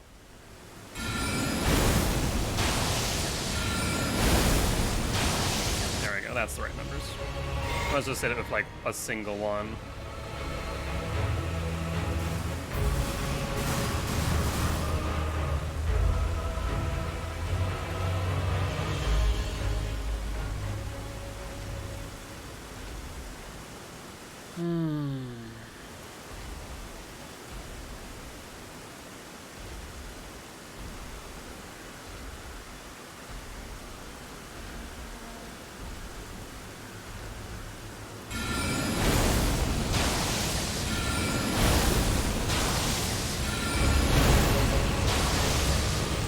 Oh, you know what I forgot to do? Because I'm just that type of idiot.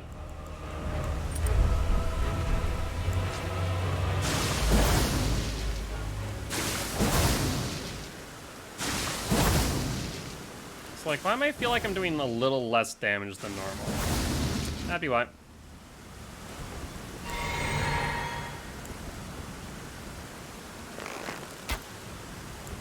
This run's been like all over the place today. What about defensive weapon arts in the game? Oh, what, the holy Gatling gun, as I call it? I mean, it does the job well, tell you what.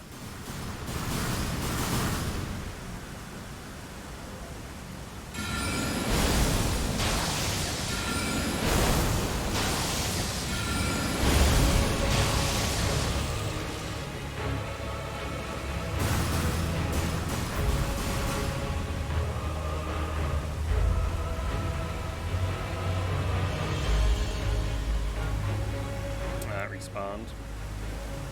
I was testing something out there when it came to how it grabbed aggro. I was thinking that maybe the further away I was, the faster it would lose it. It did not.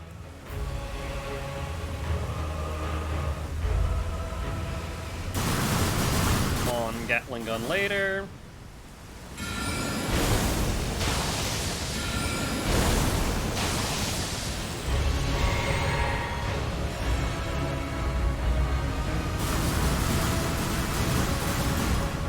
Let's make sure to drag it this way.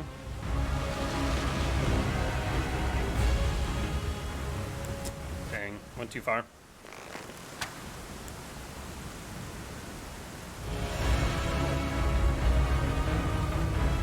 Yeah, I mean, I feel like Stars of Ruin is similar in that regard, right? Stars of Ruin, if you just are able to spam it, or your opponent allows you to spam it, can just do so much chip damage and keep them on the defensive.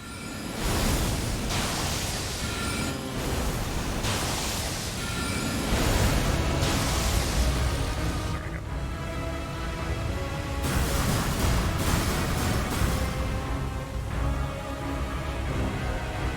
Going that way, then back. There we go. Now we should be able to get, I mean, technically 2, but, or technically 3, but only 2 hits here.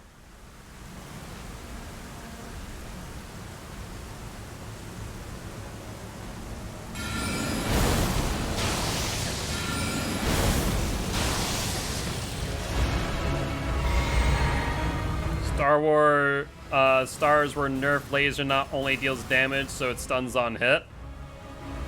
Oh, need to go this way. Looks like we're clear.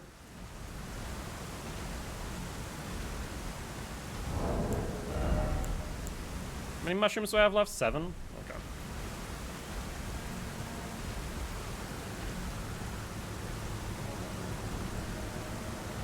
I like how it stares me down like I know what you're gonna do. I'm like, yeah, here it comes.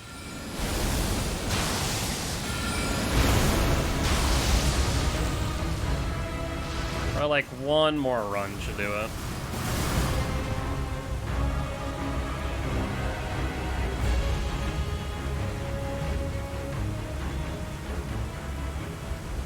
Honestly, I feel like I can probably sip this.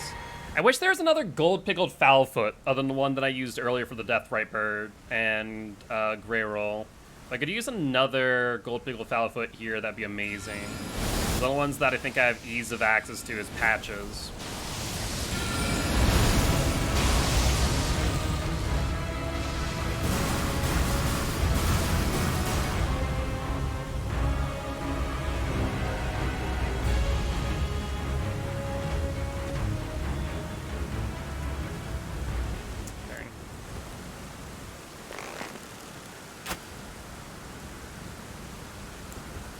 If put now on Colossal, you can use it to pressure from a distance while also roll catching. It's a good call.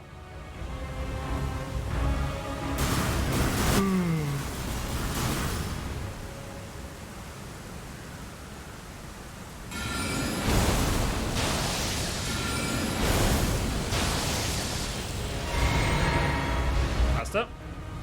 Is it not dead? Oh my god, it's literally 1 hit away. You gotta be joking.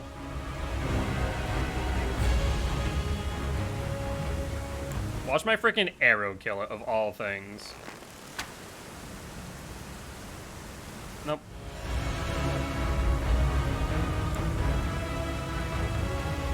One more rock sling will, though.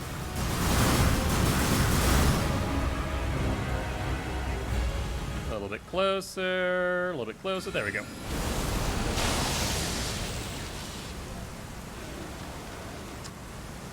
Alright. So now we go to Rot View Balcony. Yeah. Now we go to Rot View Balcony.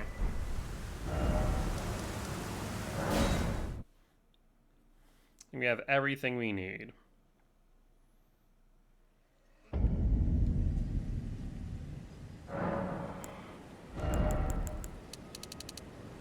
Uh, 29, but 22 should be fine since we're gonna get some more from the Magma Worm.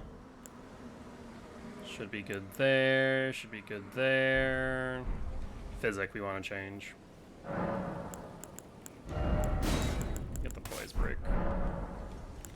All right, let's do it.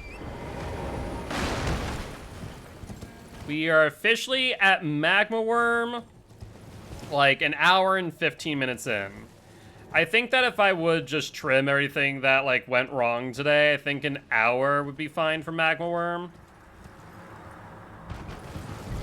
But still, it's like so long for the setup.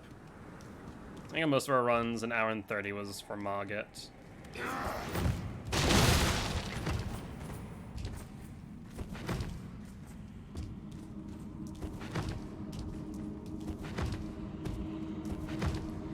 Thankfully, its body slams are a little bit random, but it does have a decent tell.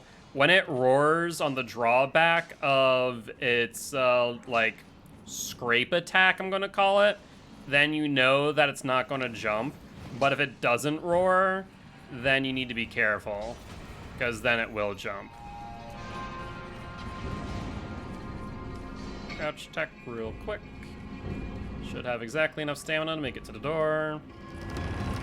Bye, Alexander. Bye, Alexander.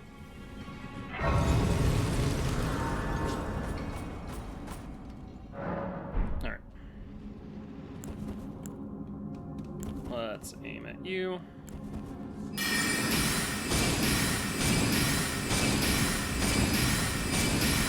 How could this? Was my whole existence just... It was indeed, friendo. It was indeed.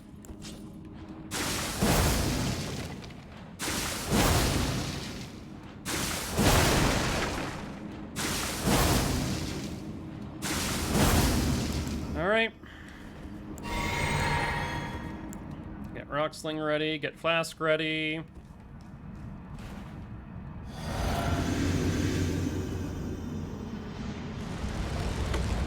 Honestly, what's most annoying about Magma Worm is the frickin' mad dash it does.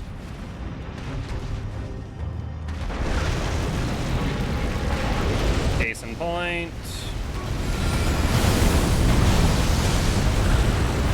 It usually does like 2 or 3 back to back.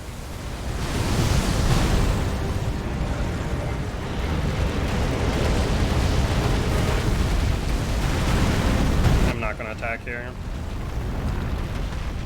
Do not space it.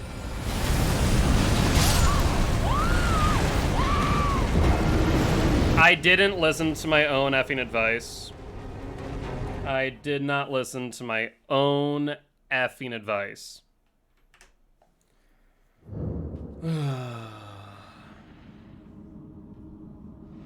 It didn't roar on the drag back. It jumped instead. I should have known it too, and I just was an autopilot. God freaking dang it. Ooh. Oh, Alexander's flame uppercut? Yes.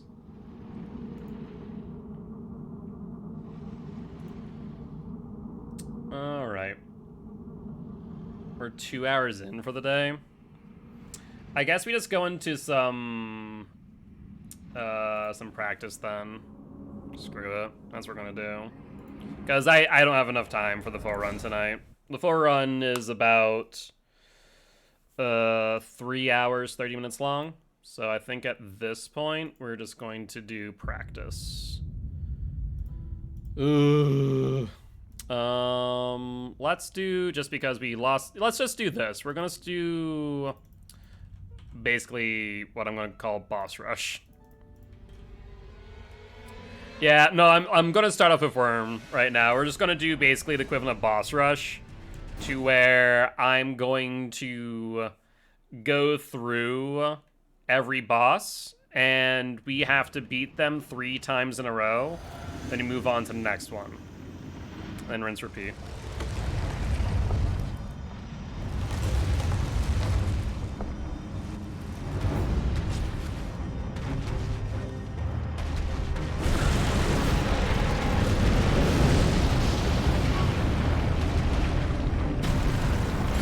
There's the roar.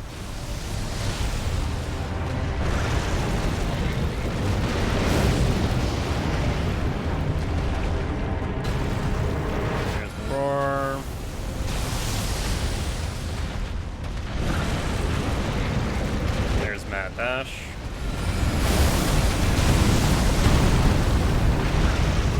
Mad dash again.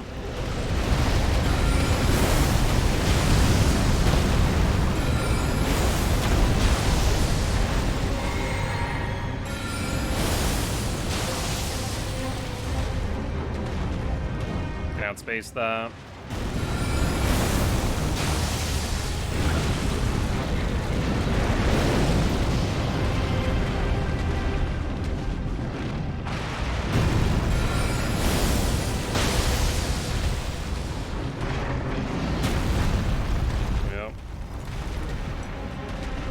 Outspace it.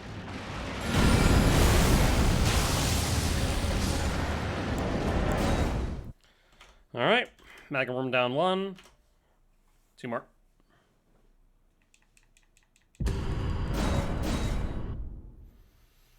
Oh, so painful that we, of all things, taking hit 2 is Magma Worm. Like, Magma Worm is one of those bosses that I generally fear because it's not scripted. And like, it can do that one attack. That one attack is what really botches most of my runs on him. Go close. Magma, mad dash or no? No mad dash. Wait, roar? Roar.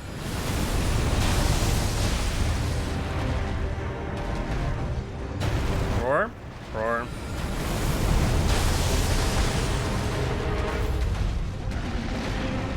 Body slam.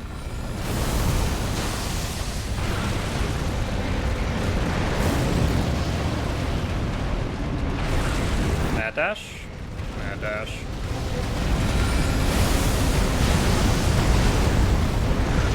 Mad dash. Yep.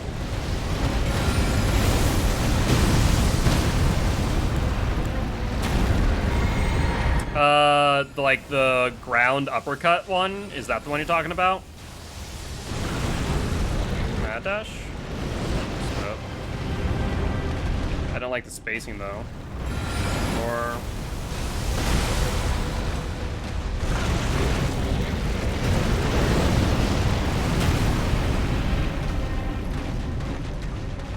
I did not like that spacing in the slightest.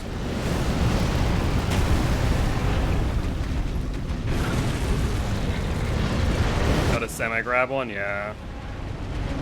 I think it comes to outspacing. One more should do it. Mad dash? Yep.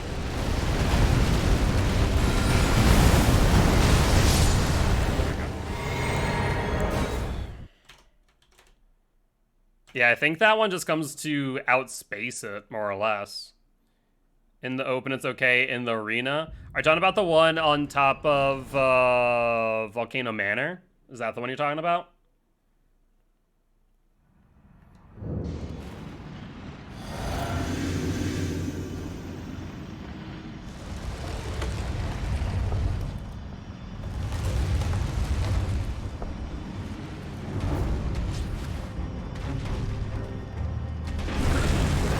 Mad dash? Mad dash. Such a horrible start. Oh, and that one. I feel like that one's even worse than the Volcano Manor one. Oh, you gotta be joking me.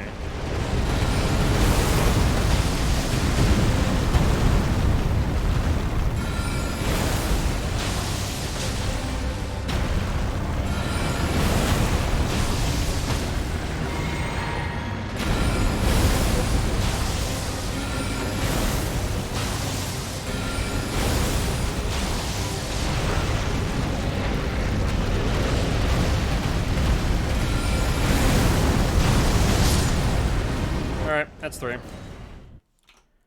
So, Magworm done 3. Let's go on to Godskin Noble. And Godskin Noble is like a purely scripted fight, so this should not be an issue. I guess the one thing I will take as a win here is that thanks to you, you gave me the idea for the pots. Since the raw meat dumpling is on our pathing, so that it works perfectly. So if we're taking one thing away today, mistime that. Does that still work?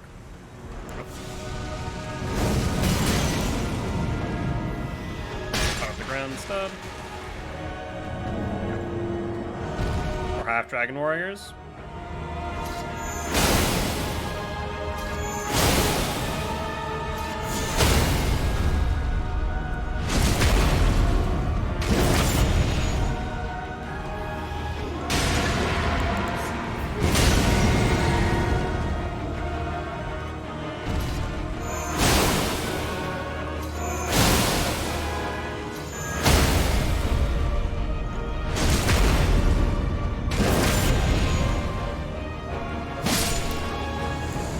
Down.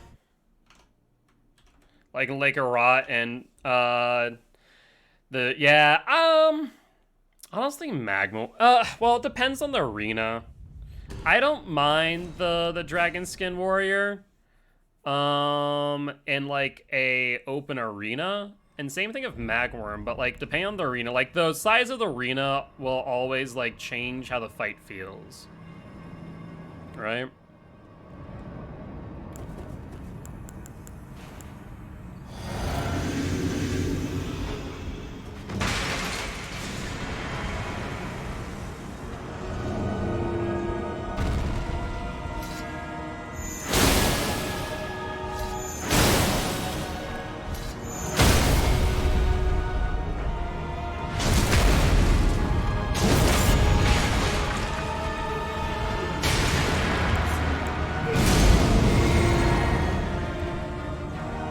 Backstab you. Yeah, 100% gonna have to backstab you.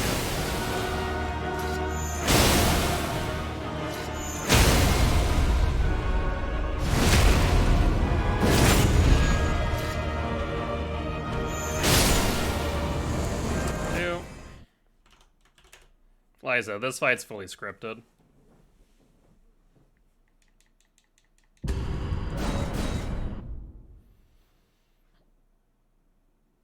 Godskin Noble, not much of an issue.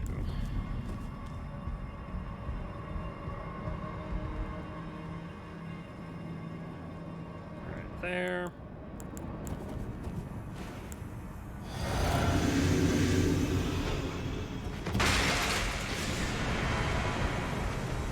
Ooh, did he step out in time? He did not. But he actually is in a decent area for me, so I'm happy about this.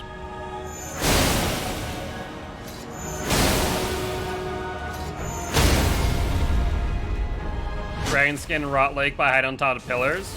Honestly, good plan.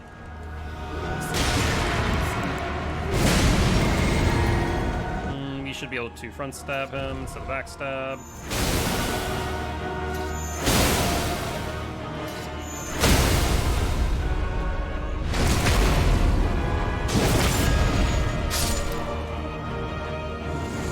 Why did that one kill him? That was odd. That was 3, right? Pretty sure that was three kills on him now. Let's go to Mogget, which... Do I even need to practice? Do I even need to? Do I like, I don't think I do. This is literally... Enter room, Mogget Shackle, 1, 2, 3, dead. I'm just gonna do it one time for the sake of doing it. But honestly, this is not even worth my time doing. It's that brain dead.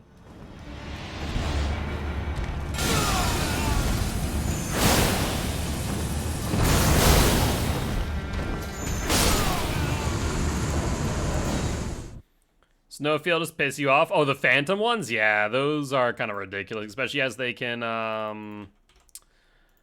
whatchamacallit, phase out of existence and just go right into your face. Yeah, I'm not even bothering to do Mogget again. I'm going straight to Godric.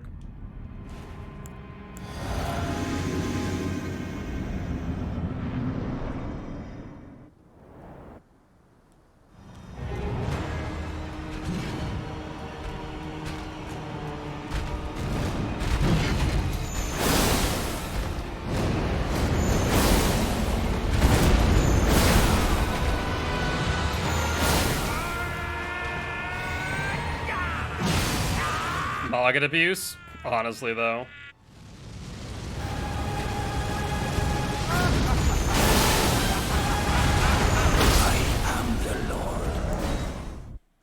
You are the lord of all things golden, including that golden-tinged excrement. You are the lord of bear crap, Godric. That is what you are.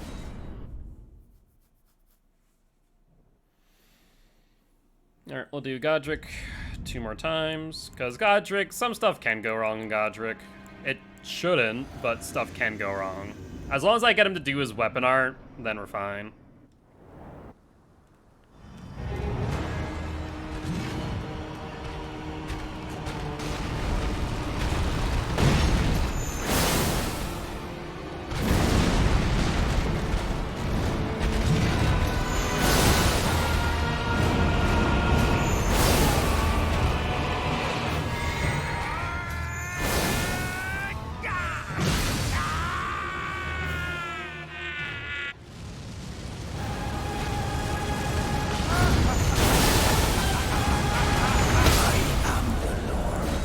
Not even Godfrey cares, and he's somewhere in the lands between. Yeah, true.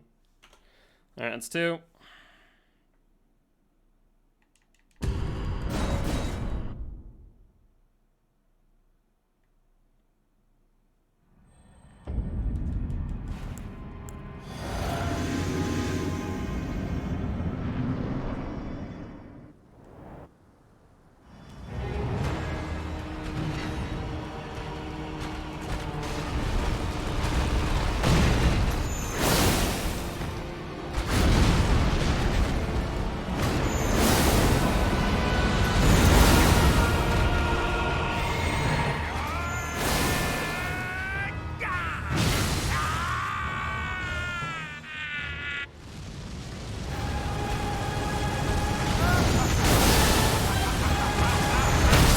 And that's 3. Okay, Godric done. Oh, Radon's next. Radon actually is another boss.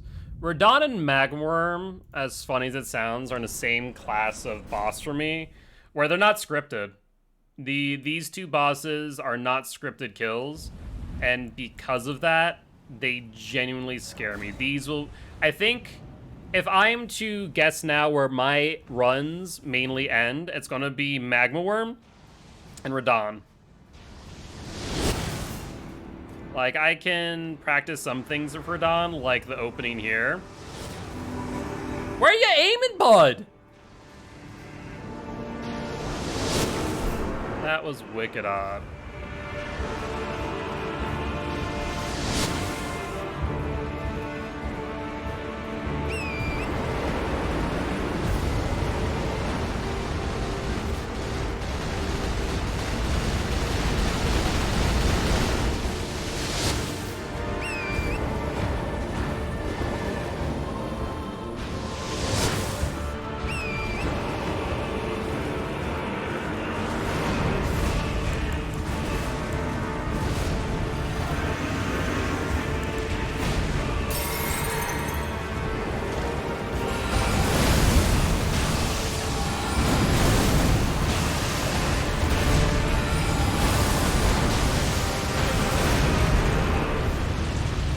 That.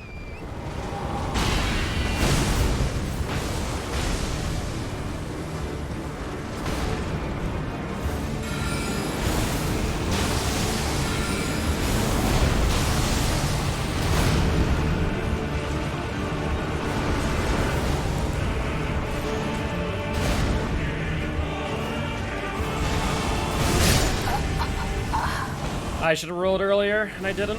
More interested in who was the Lord of Storms, because we can see max power storms on Nefeli Lu axes. Yeah, that's true. That's a good point. Yeah, Radon, the main moves that concern me the most are the Gravity Well. I want to try something different with Radon. If they hit Melania summon sign near ruins, near war ruins, that would be hysterical. Imagine. Just all of a sudden, Melania comes out, freaking just dunks on Radon. I'm gonna try something, mix it up a second. I doubt this is gonna be worthwhile, but oh well.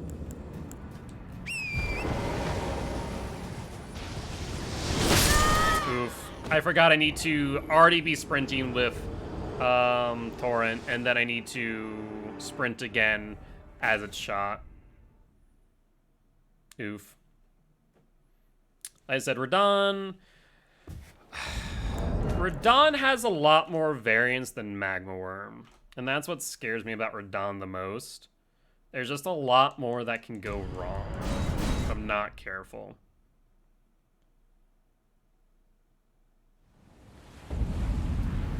But I want to try one thing. Because of her healing. Yeah, the healing from Melania is honestly the worst part of her fight. Not even gonna lie.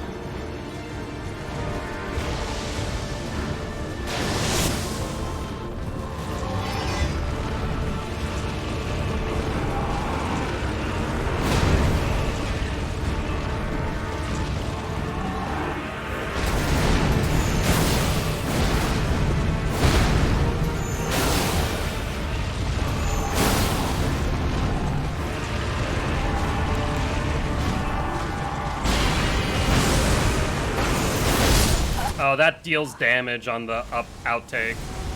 Noted.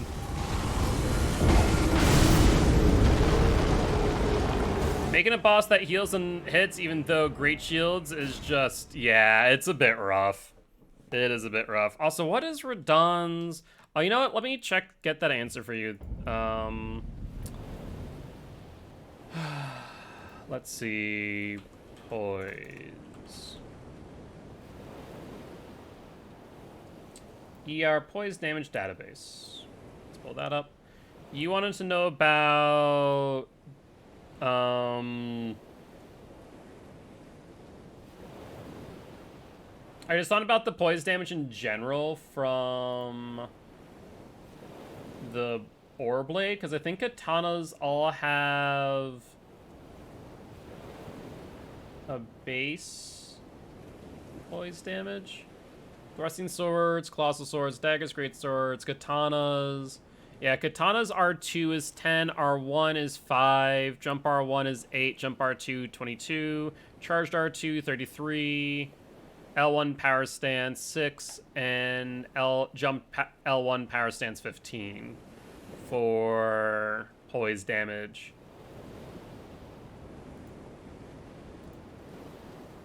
Yeah, so all katanas share the same poise damage in this case. At least close enough to where it may not be exactly documented. How much is the boss, or how much is Radon? Radon poise is 20. Okay. Huh. If that's the case, I can't easily stagger him with Moonveil. That would take 6. It would take 7, around 7 Moonveils to stun him.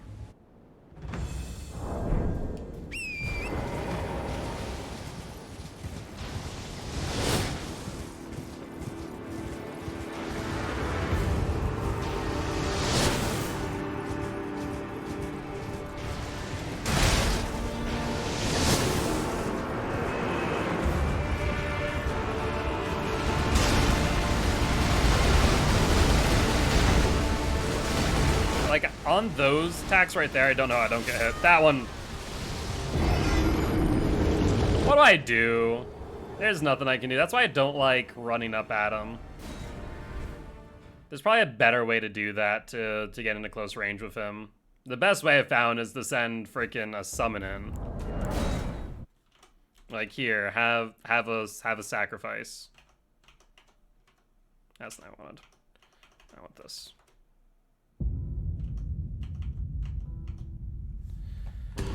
Alright. Do I want to just keep on doing what I'm currently doing and know that it's going to have some degree of variance? Or what do I want to do? That's the question of the day.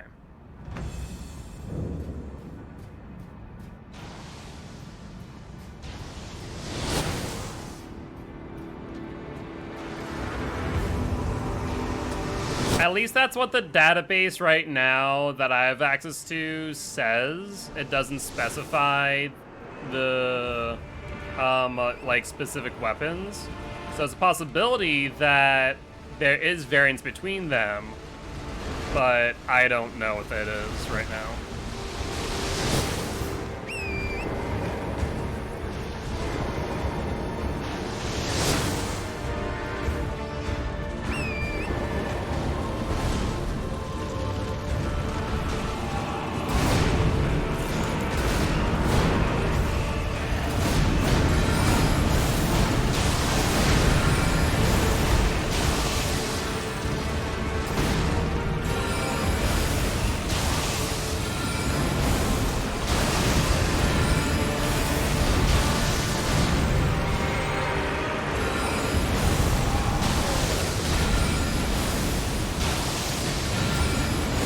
Like the ideal scenario.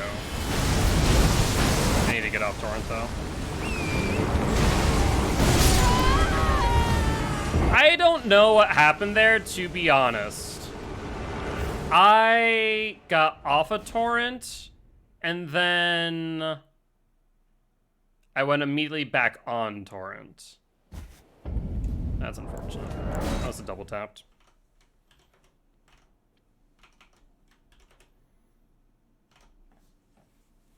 I mean, from a lore perspective, yes, but gameplay doesn't always align with lore.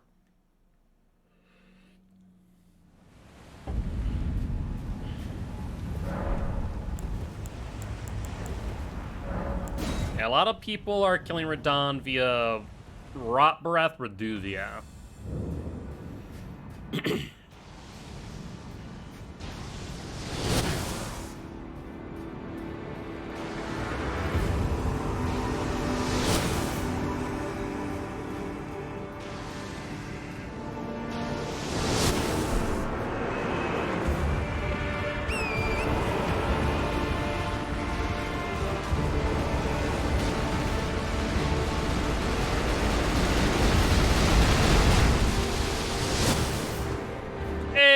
How you doing, friend? Hopefully doing well. We're just doing some boss practice. Our run today could have gone better. I'll put it that way.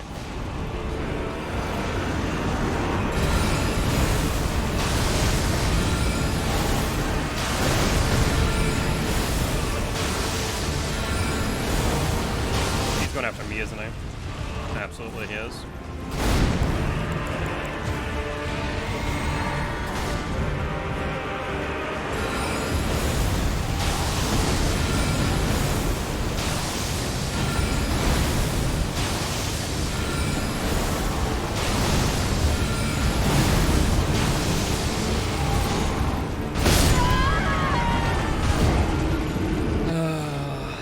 Is one of the major problems with Radon. He just kind of flips on a dime.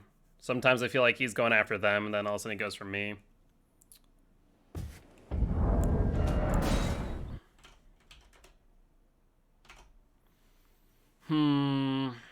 What could we do differently? I mean, the main option is we just go in ourselves. We say, screw the summons. Nerfs katanas, but forgets would make sense because it weighs 7. I mean, it is a heavy katana. That is for sure. But yeah, I don't know. I don't know how much poison damage it does. At the very least, I can tell you what the katana stats are, but not the specific weapon stats, if that changes at all.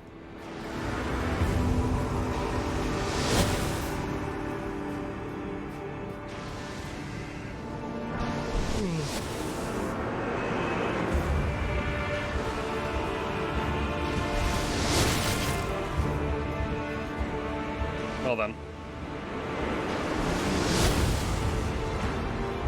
Like, I dodged and all of a sudden I just hear the sound of someone being hit behind me.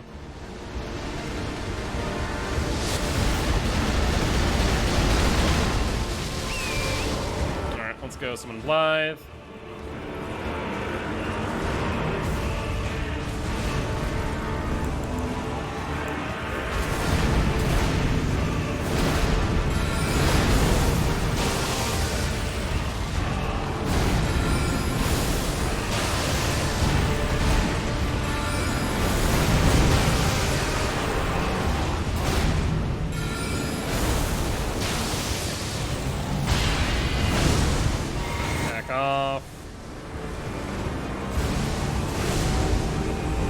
Outside of his gravity well. He should only be doing that one time.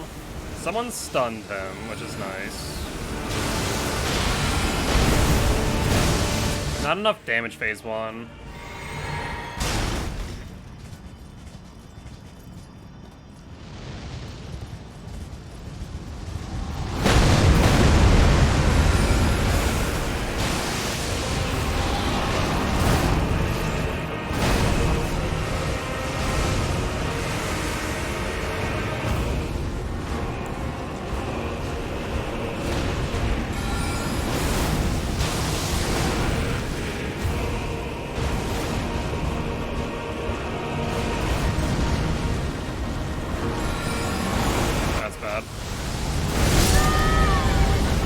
As soon as I saw him aggro to me, I'm just like, yeah, I'm dead. I think maybe phase 2 I need to push him with Moonveil instead of go with the whatchamacallit? Rock Sling. Yeah, Radon, I still like sometimes I'll just do Radon flawlessly and then other times not so much. Honestly though, yeah. I don't know how his aggro table works, is the funny part. I fully have no clue. All I know is the one move that tends to kill me more often than not, or there's two things that tend to kill me, is the gravity well, and then when he just randomly changes target.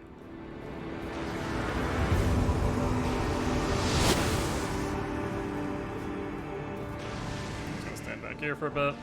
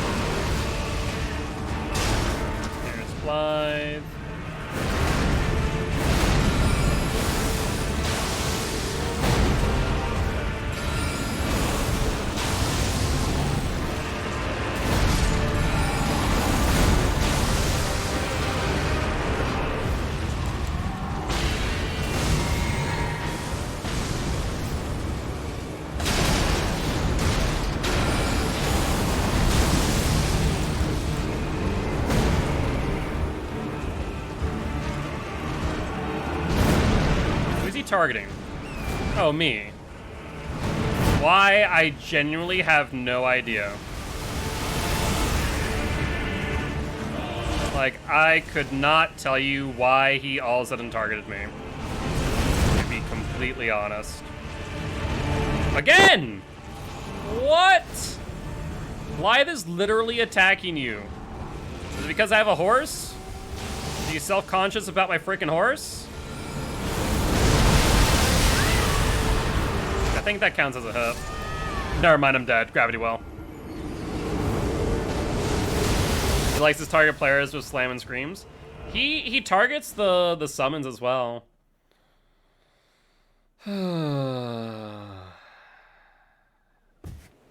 I need to find a more consistent way of beating Radon. Like, I've beaten Radon, and I can do so consistently, inconsistently. And I don't know what a better option is. Honestly, if they just wouldn't have freaking shadow buffed Rykard, we wouldn't be in this situation. I'm still not sure if shadow buffing Rykard is a bug or if they meant to do it, to be honest. Like, when they buffed Radon and nerfed Radon, they full on put it in the patch notes. But this was not in the patch notes. Like, not having the +7 skip, I can understand not having that in the patch notes. Rykard no longer gets staggered using Serpent Hunter's weapon art. You used to be able to just permanently stun lock him, basically, until he was dead. Now you can't. So Rykard was shadow buffed. If you look back into my VODs where I fight Rykard, you can see exactly what I'm talking about.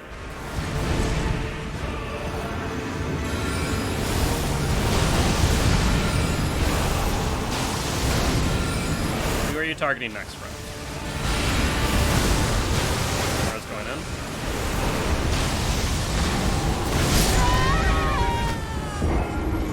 Oh, we were so close to poise breaking him.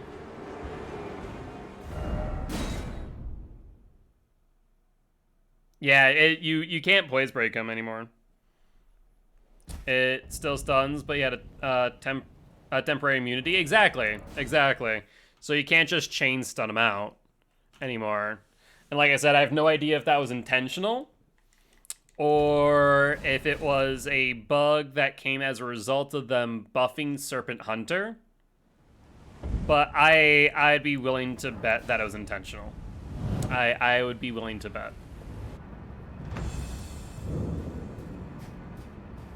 So I can't need to do two things. I need to be off of Torrent once he gets his gravity weapons. Once he puts rocks on blades, I need to be off of Torrent.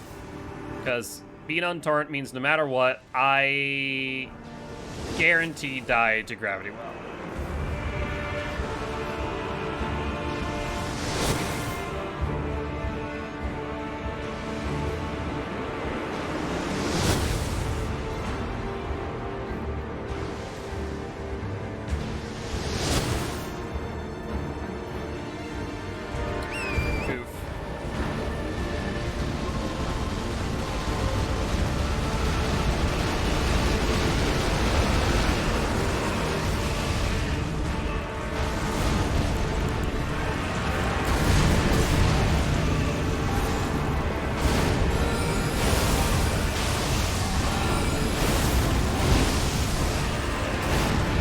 Me or no? Nope. Okay, we need to watch out for gravity well now.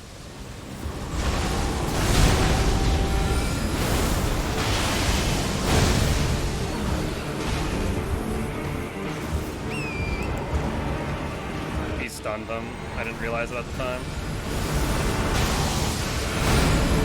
Alright, he should be moving to second phase now.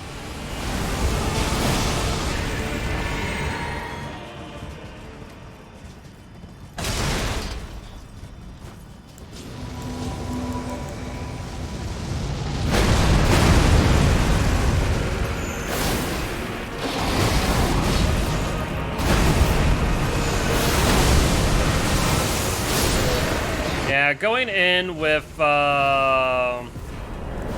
Moonveil second phase is the move. Because it takes 3 Moonveils to kill, most times, it seems. Alright, that's number 1. In order for us to move to the next boss, we need to kill each boss 3 times. So Radon is now number 1, 3 times in a row, to show that we can consistently do it. That went a lot better. We dodged the gravity well, we killed him very quickly in P2.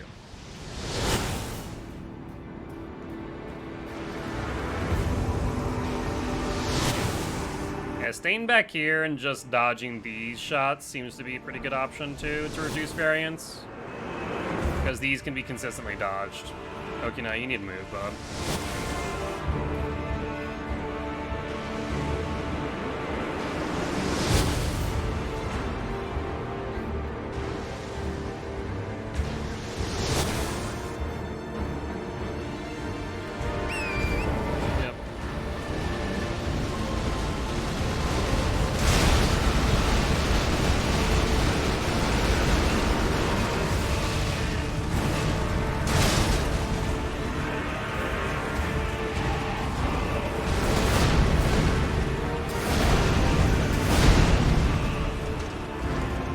Race not on us.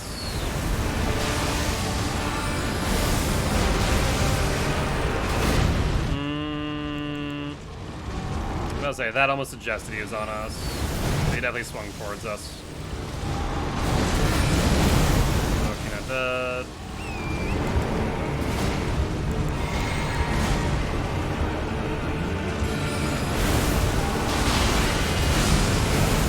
Gravity well incoming? No.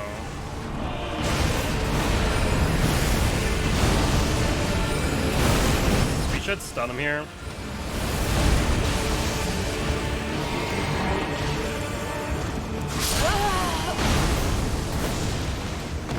Oh, you gotta be joking me. That's such a stupid way to die. I thought I switched to Moonveil, tried to prime the weapon art, and I bled myself by accident. Dumb.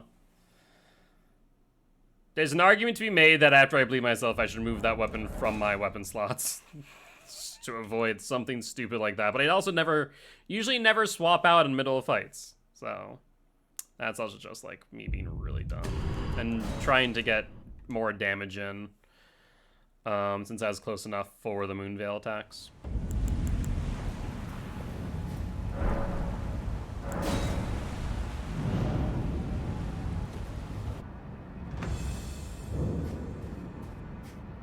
Alright, back to 0.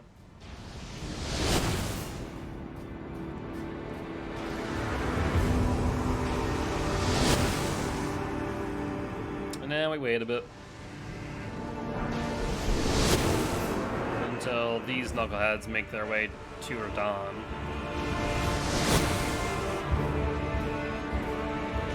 Seems like no matter what, he always does one arrow rain. Like when they start to get close enough.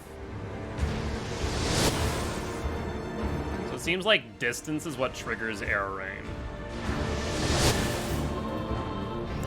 But he didn't this time.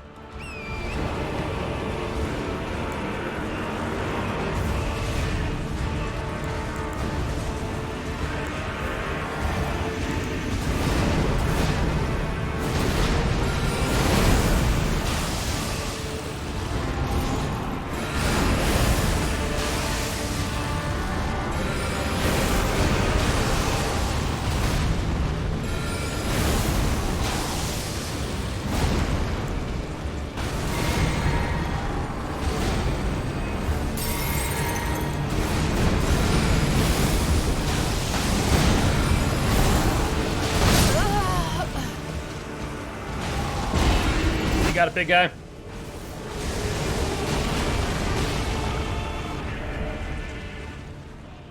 That's what I get for being greedy. I launched 2 in a row instead of taking a moment.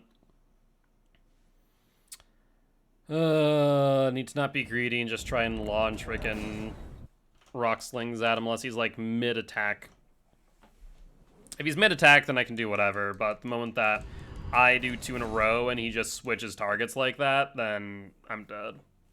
There's just no escape, and Rock Sling just takes so long to release before we can dodge.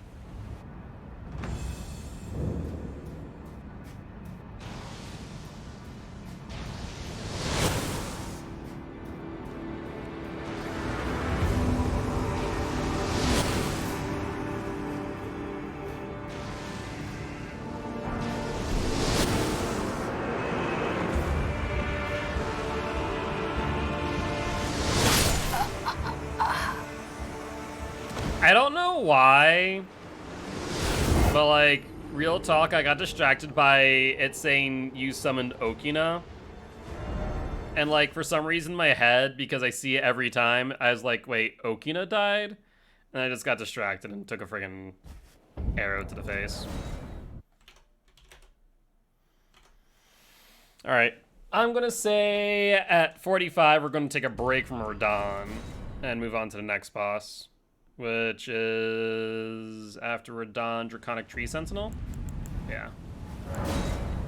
Which we should be able to script kill that one. And then Godfrey Shade. Then Morgot, which is scripted kill. Then Fire Giant. And then Godskin Duo. Malekith. Godfrey, or Gideon, Godfrey, which is a scripted kill. And then Radon, or not Radon, Radigan. You know, too many R's. Radon, Radigan, Renala, Ronnie, Roderica.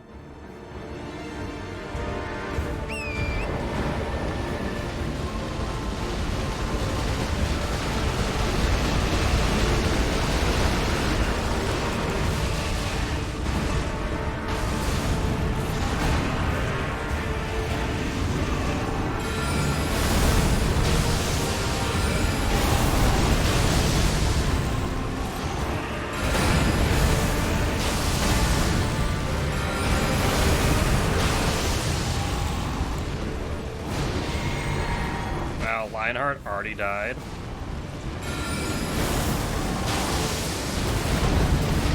Our run ended a bit ago, unfortunately, but now just practicing bosses again.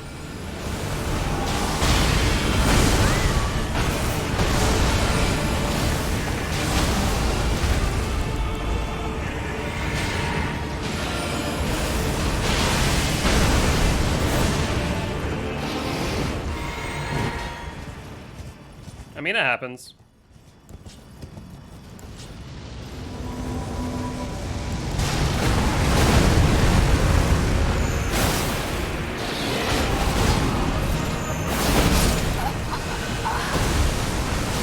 I need to be able to roll underneath of that. That's new. He died too. Blythe, kill him. Friggin' there you go, Blythe.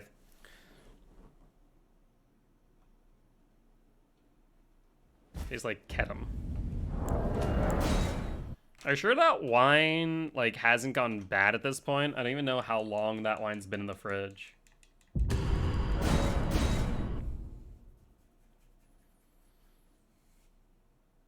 Alright, 5 more minutes are done, and then it was unopened. Alright. Though isn't wine supposed to be, like, stored at an angle, not upright?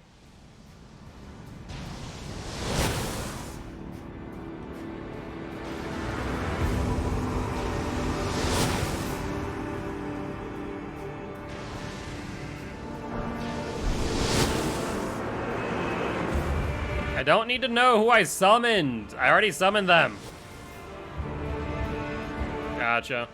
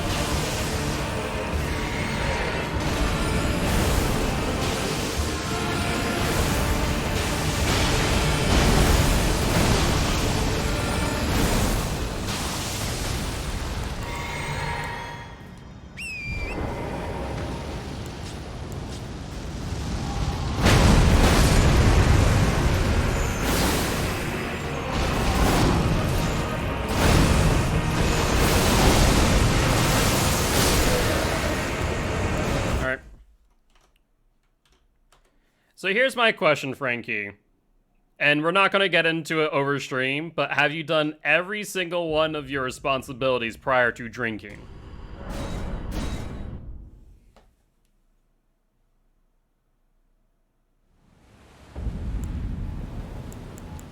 All right.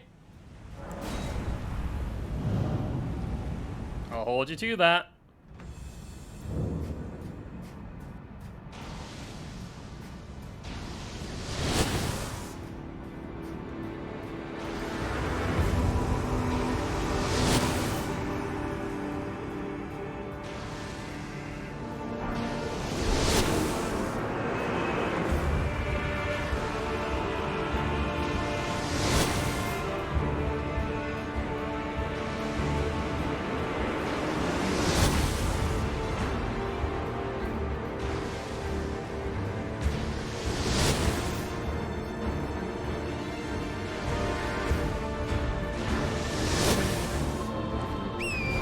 Go get Blythe.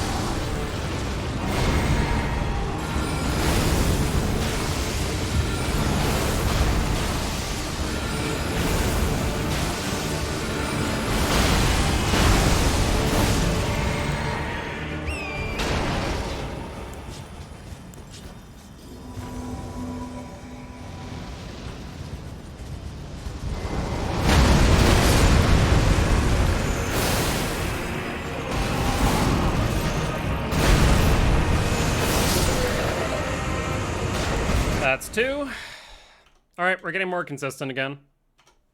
I started to find a little bit of a pattern of when I need to do what when.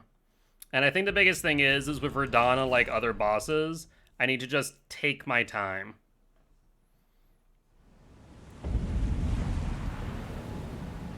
If you have to warn me about that, I would request that you go into the bedroom to have the call. That would be my request.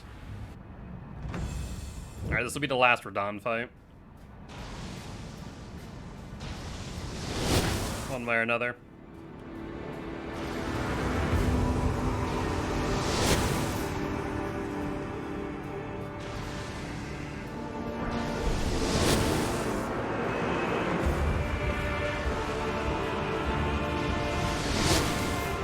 I almost did that too early.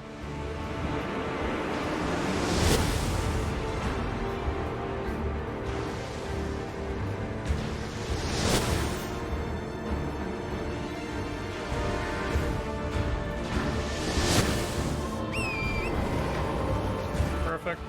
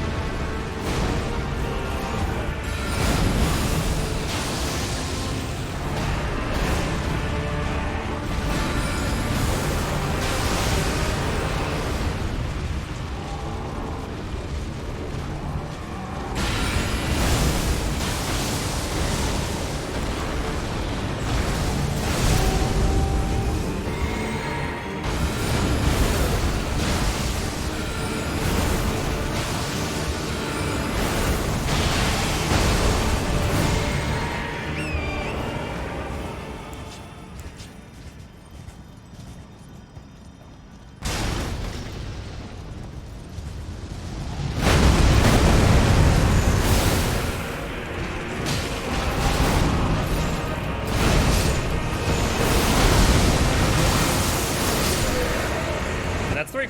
Okay, cool. So we were able to beat Radon 3 times in a row.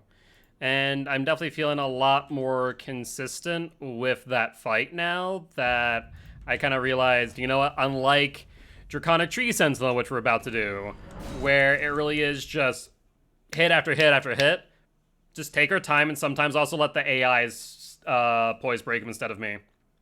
And as soon as he gets those freaking the rock blades, we need to dip off that.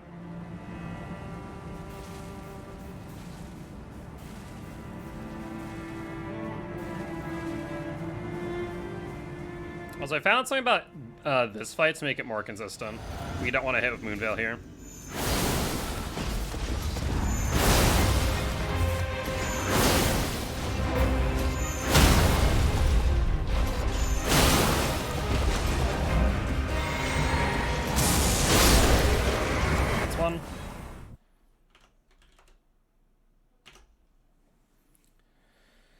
Yeah, I for some reason found where there's a strange inconsistency where if I hit it with the actual katana itself, it sometimes staggered very awkwardly.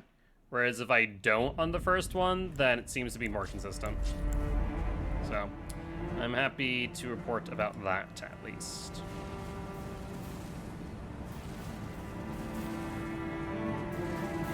This will be for number 2, and since it's a scripted kill, we should be pretty good as far as time's concerned.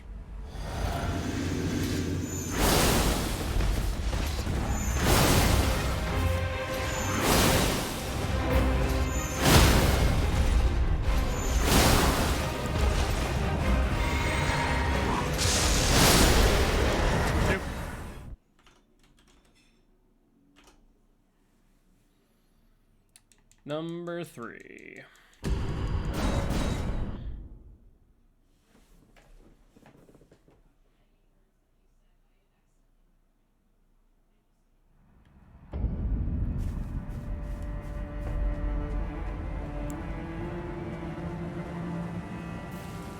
I'm happy that I realized that slight inconsistency where this makes it a whole lot more consistent.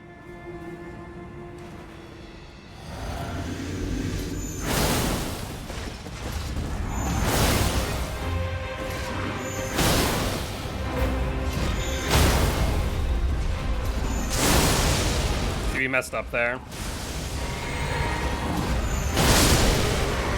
Thankfully it worked out, but we actually messed up. I hit it with the moon veil on the third one. I realized I was too close because I didn't roll back twice, so I need to make sure I actually include those rolls. But we should be fine there. Let's do Godfrey first, Elden Lord. More exactly, this is not Horaloo. This is Godfrey Shade, to be exact.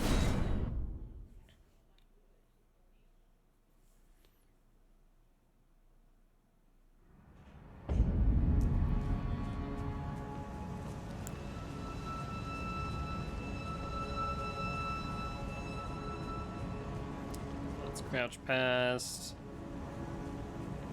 the concert here. I'm curious why there's a gargoyle just like standing present, listening to them. It is very interesting to me.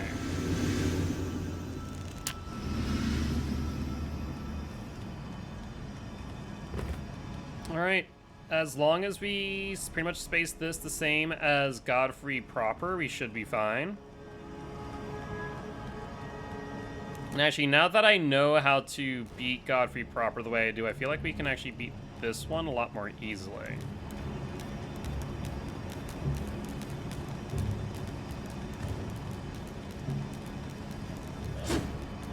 Oof. And swinging at my back there.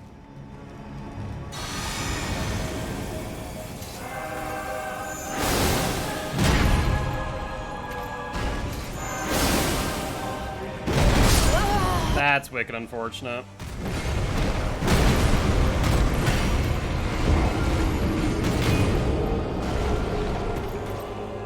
Since we have to run up on this one, I'm actually going to just go to the Stake of Marika, bleed out, as it actually takes more time for us to reload.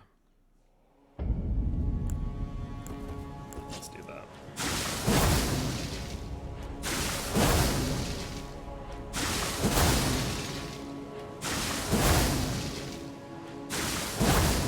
Oh, but then again, it kind of changes the start of the fight, but it should be fine.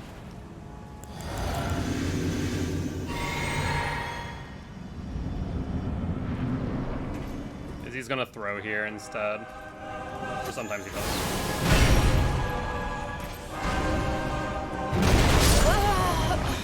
The biggest difference here is the size of the arena. We were talking about this earlier with the Flying Star Beast and the Magma Worm. The size of the arena really matters in these fights.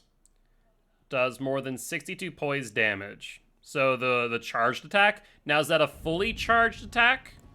Or is that just a charged attack? So you press R2, let go, basically.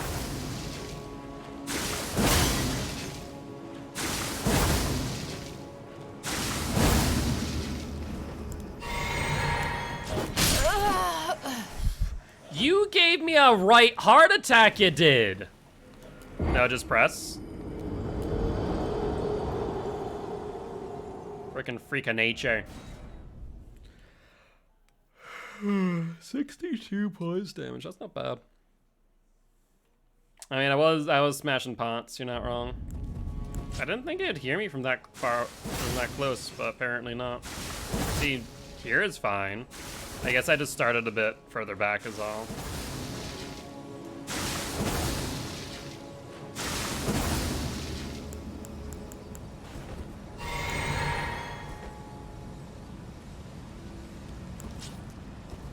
Okay. No, I didn't freaking sap!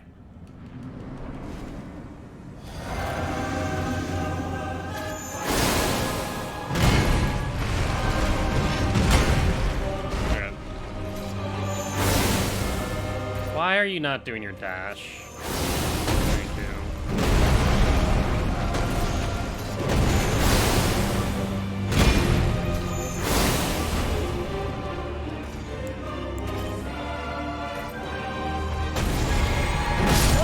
No. I need to bait him into specific attacks in order to sip. Yeah, that's on me. That is on me. Because I need, was it 6 moon veils? 6 new moon veils to kill him? It's lit more, because cons do 55 poise damage on strong attack. Yeah, 55 on charged R2. So I guess it is more. It is more than your normal katana. By about 7 points.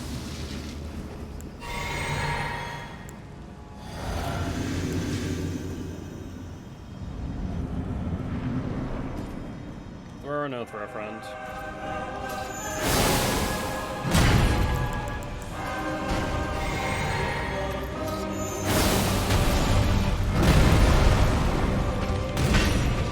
Okay, good.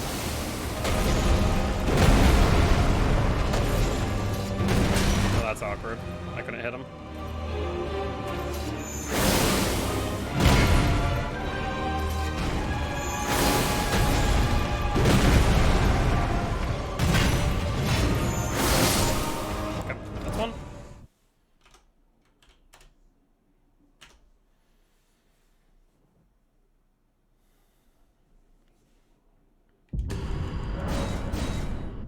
Yeah, once I'm able to space them out properly, the fight's fine, just that the arena's so freaking small.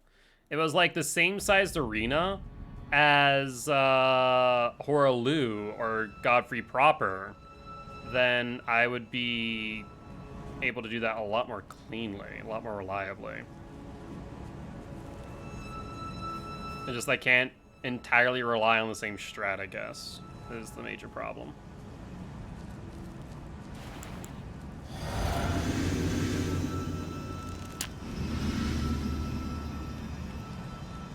All right. Let's...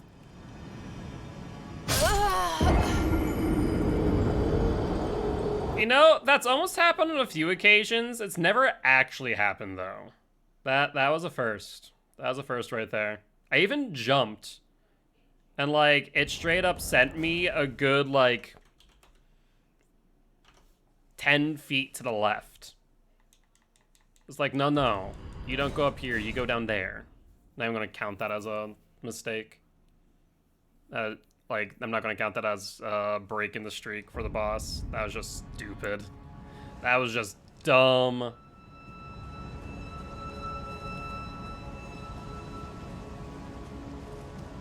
Alright.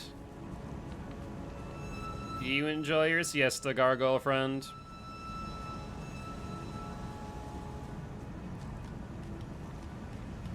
Okay.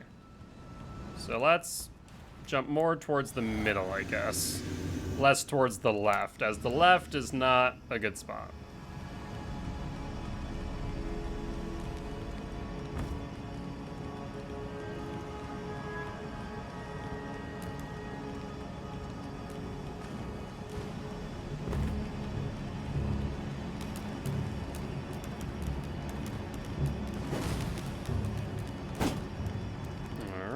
Should be good since we crouched.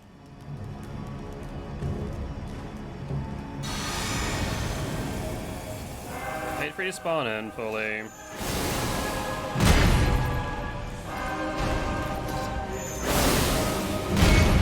Alright, I'll sit here. Because I'm not spaced.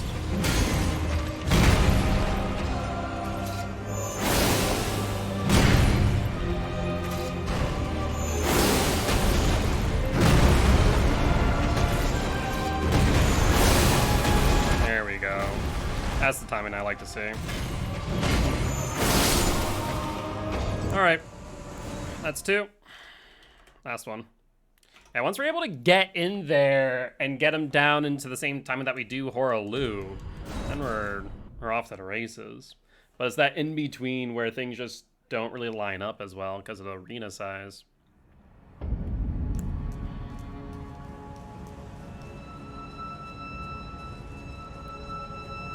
Toot toot tootin' on the horn.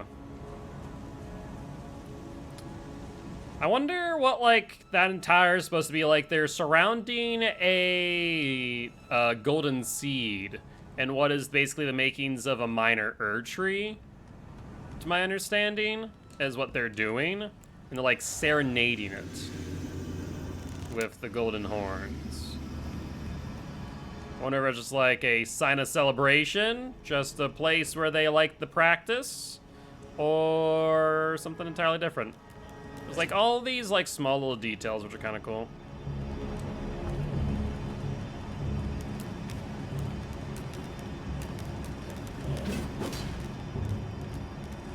Let's crouch.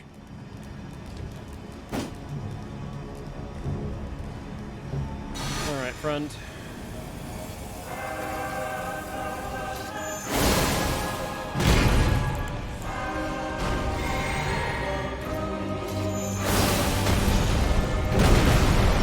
Away.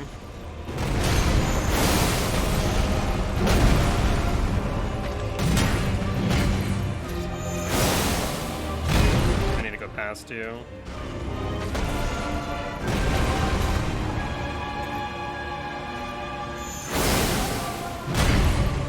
Let's up here, just be safe. Space it out. And we're good. Alright, that's 3 in a row. Let's do Morgott.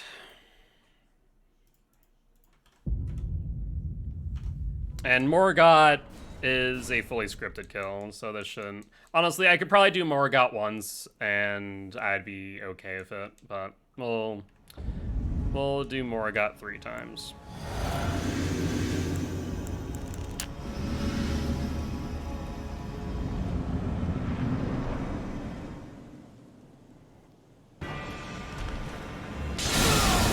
Not friend.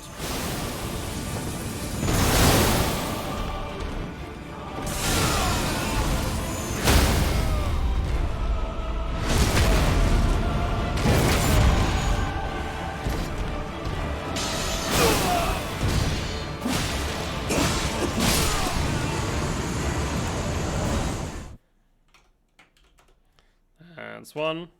I actually did that differently than normal, and I don't know why I did, but it worked out, thankfully, because we still pushed him second phase. I should only have to R1 after we repose.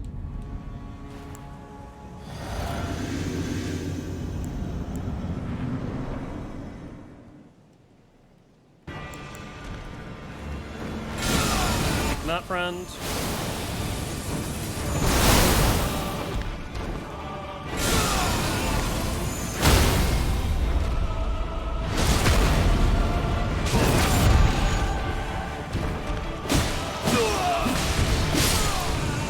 That's 2.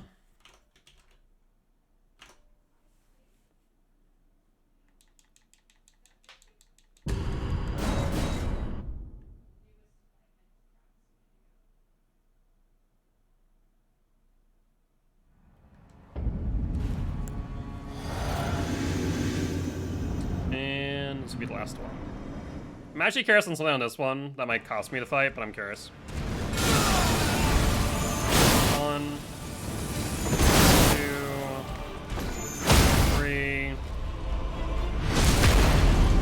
have the same results? I think it will.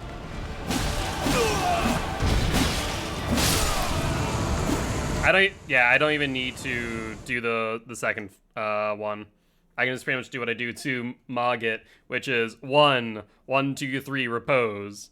And we're good, so good to know. Fire giant time.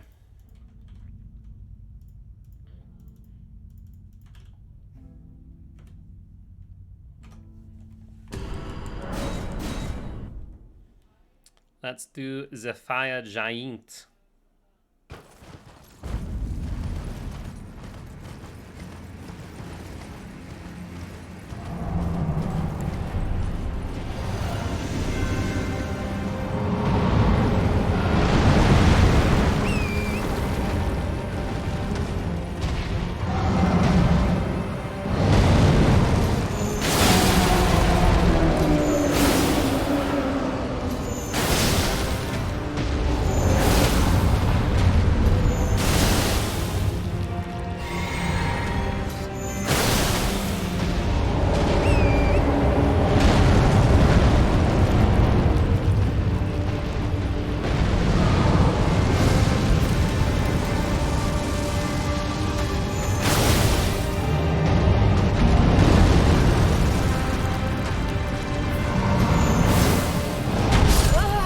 What the hell?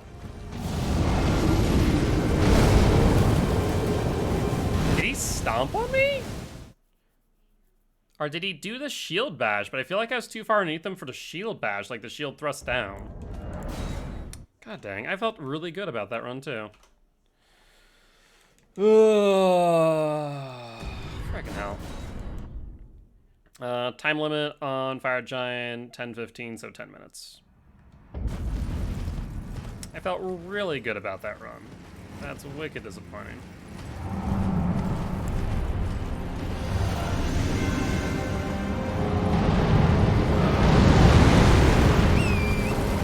Yes.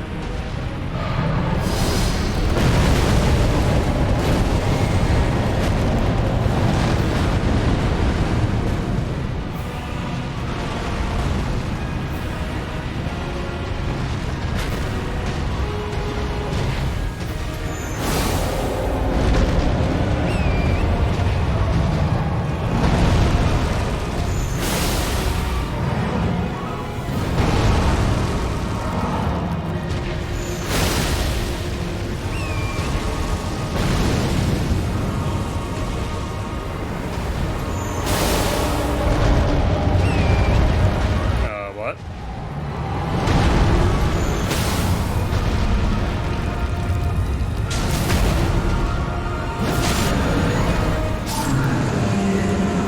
Alright, that's number 1.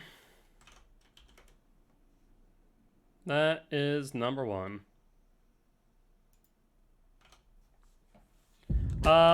79 poise damage?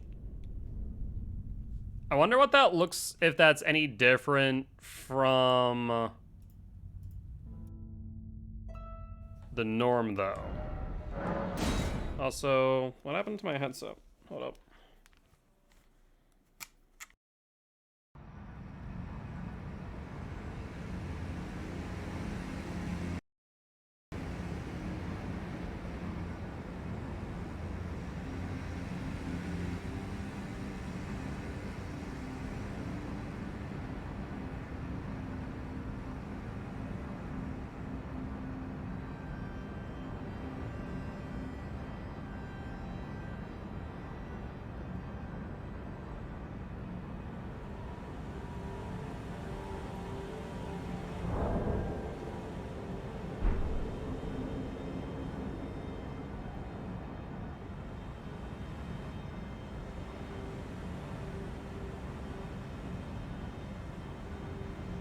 Okay.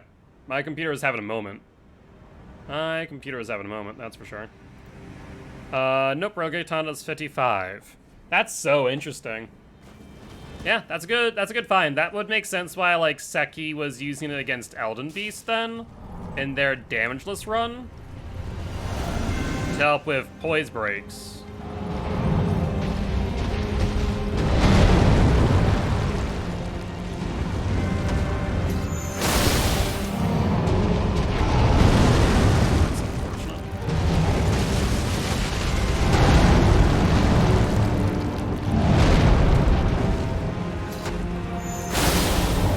What in the world, friend?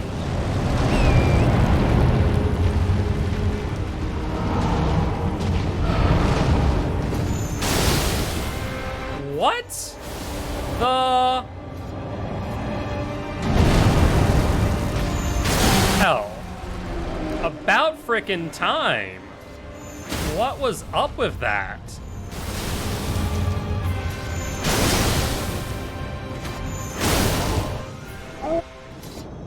That's wicked odd. I've never had that happen before.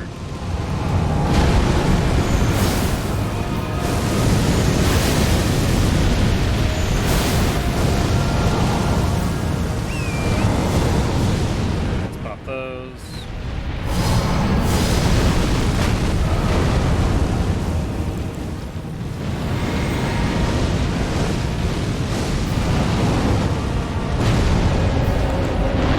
It's already insane if it does even more poise damage, yeah.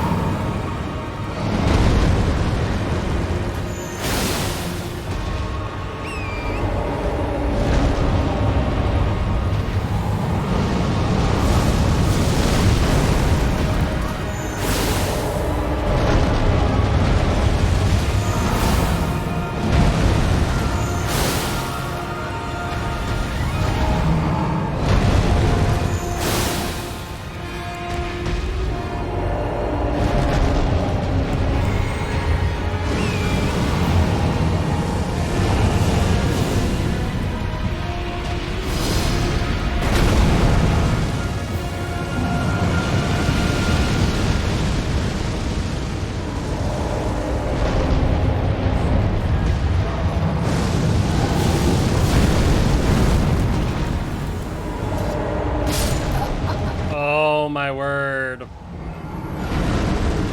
The way he rolled was so awkward. We're doing fine, and then he just rolled over me. I wasn't expecting him to roll. B, yeah, that was just ugly. That was a wee bit ugly. Oh yeah, definitely a good reason. In order to get it, though, remind me where I have to go to get it, and what I need to do to get it. Like, that's always one of the big things. Like, do I want to add that? Like, a lot of people run the Crucible Feather Talisman, and I don't see a reason for it, or reason to do so, more accurately.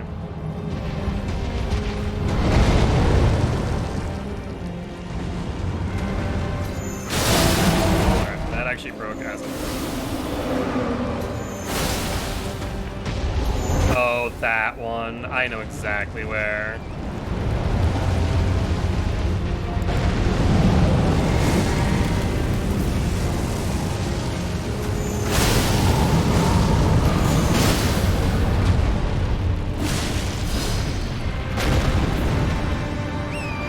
That sucked.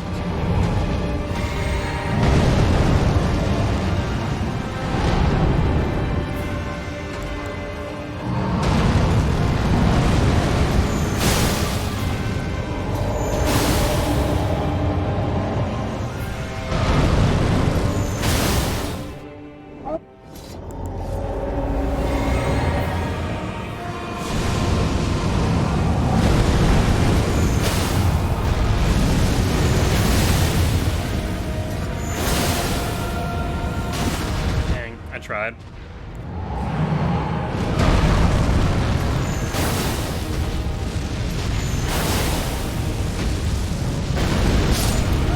I messed up. First mage Elden Ring run, immediately pick up the most unique and versatile katana. We're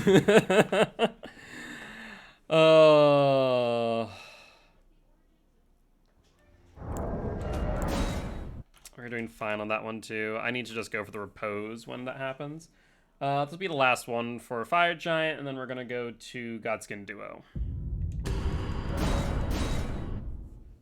Did I do the save? Yeah, I did. I was like, I'm not sure if I updated save or not.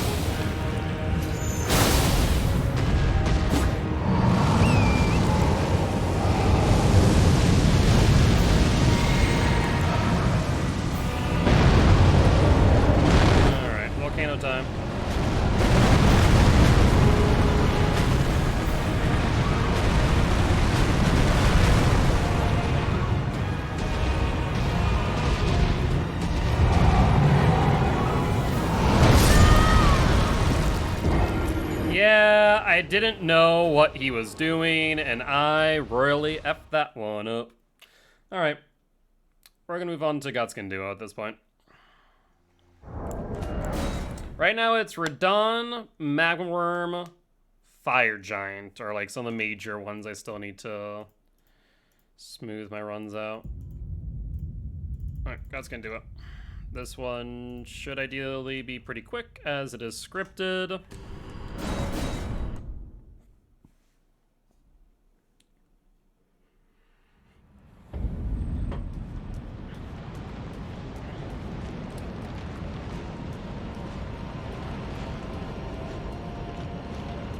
I just... I'm not even gonna try. I just thought about running past them. I'm just gonna be patient. No reason not to.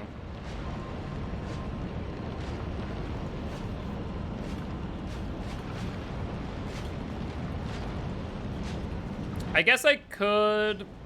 Actually, you know what? It's good that I practiced this. Just remember what way they turn. Because that one turns to... I can stick to the right on that one. This one we stick to the left. Theoretically speaking, I could just do this.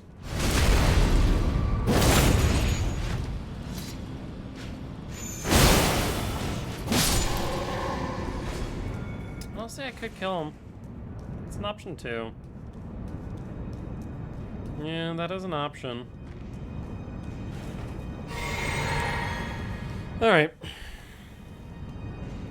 I wonder if killing them will just be faster than sneaking around. Alright, middle column, first pane, right. Actually, am I close enough? Yeah, I'm close enough. Middle column, first pane, right there. Two hand, sip, row, roll.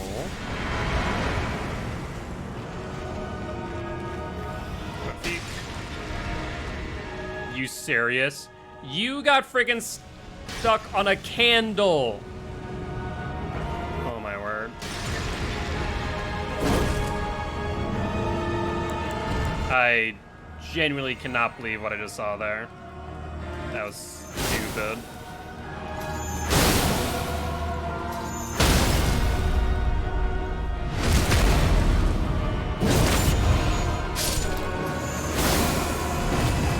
I realize that I can get a little bit of extra damage there at the end when they die. I wonder if that'll be worth it.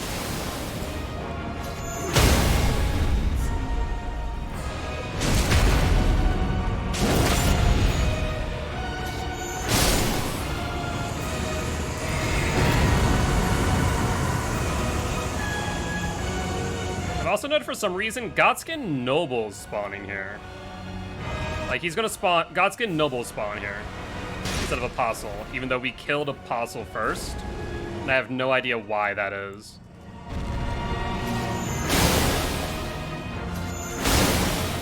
Yeah, it should be enough to kill.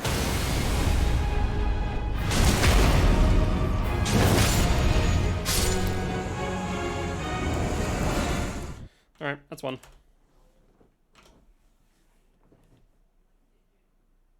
Thankfully, we do not need all of our pots anymore.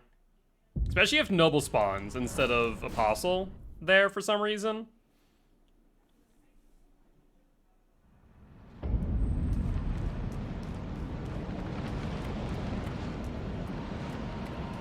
Here comes the night.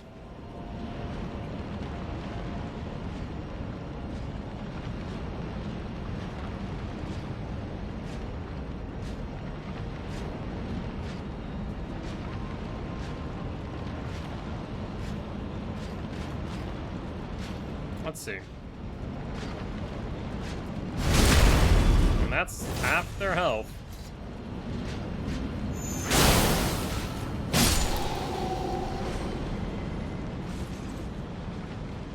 Yeah, honestly, it is probably faster doing this than sneaking past them. And potentially a little bit safer.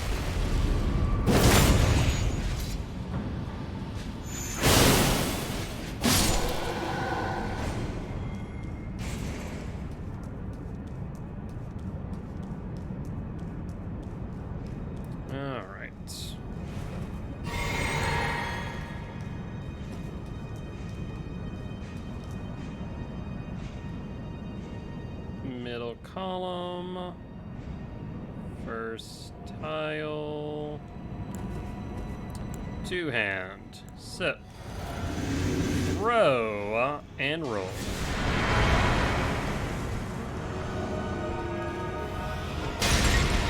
Oh my god. Of course you would. There you go.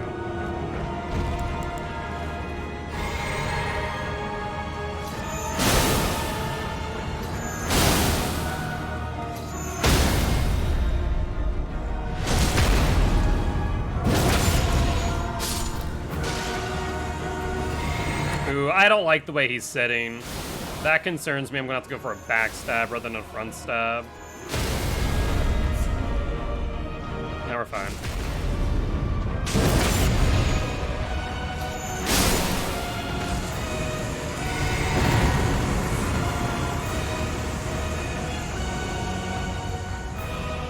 Wait. No. Oh, Apostle this time.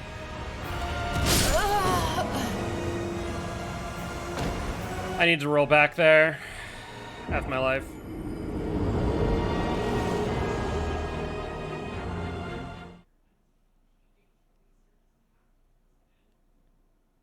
But I have the same idea. We'll do one more. Just because I did mess that one up. I was thinking about not even doing that one again.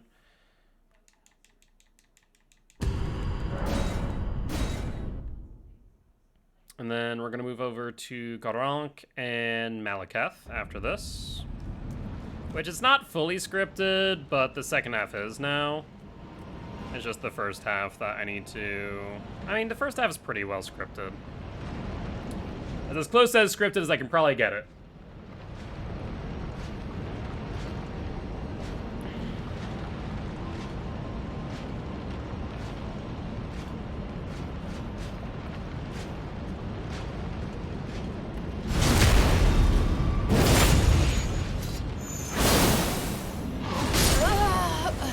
Let's keep it a little secret though. It's already incredibly niche.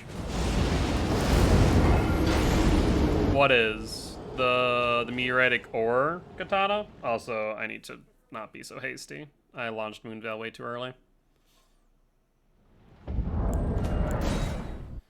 Alright, done about the katana you're using. I mean, people full well know about it. I just didn't know the exact amount of poise damage it did. Okay, one more time, like I said.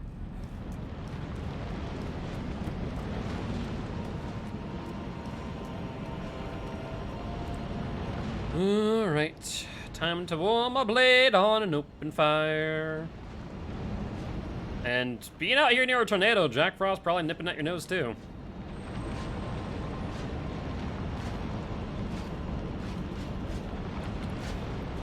Alright.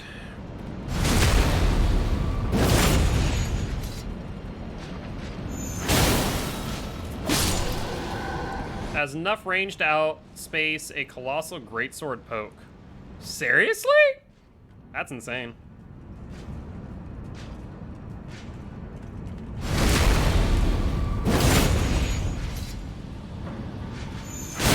Ooh.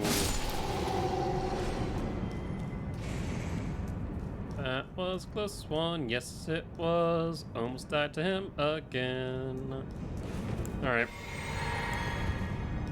Now, is that the running heavy, or is that just the basic heavy attack? Alright. Sit. Two hand. Row. Roll.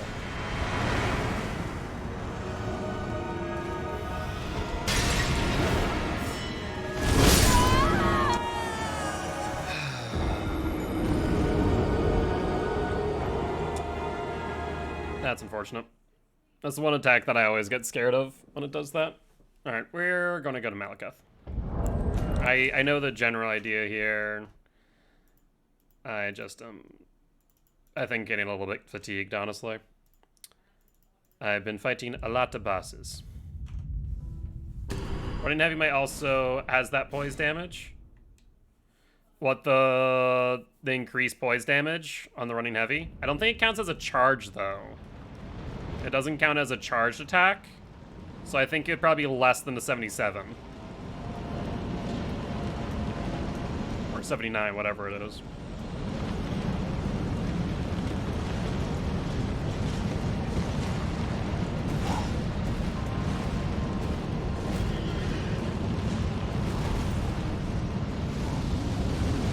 Good. Thou who approachest destined death, I will not have installed. I knew that was going to be a problem as soon as I saw it.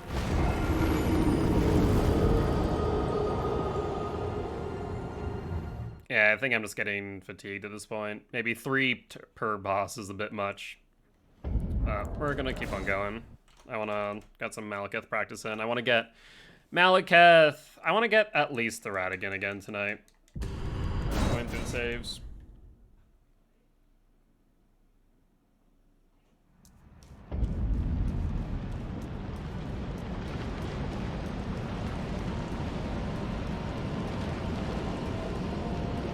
I like how it's pretty much just like, not, I guess the best word to be common knowledge for people to distract this Draconic Tree Sentinel, so you don't get killed. And I'm just like, oh yes, I run past. If it does Fire Breath, we're fine. If it doesn't, then we do 2 rolls. Who approachest destined death, Again. not have installed from me. But I wanna.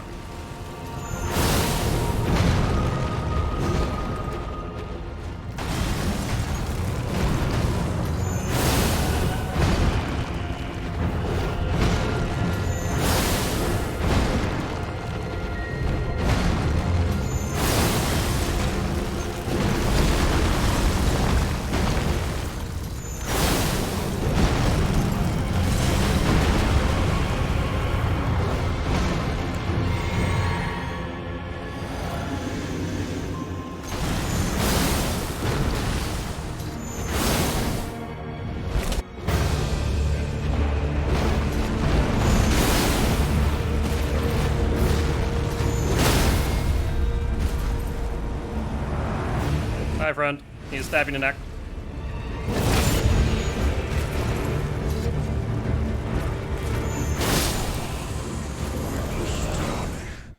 Alright, that's one. How much poise damage it will do with the Axe Talisman fully charged? Does the Axe Talisman modify poise damage or just damage values as an AR?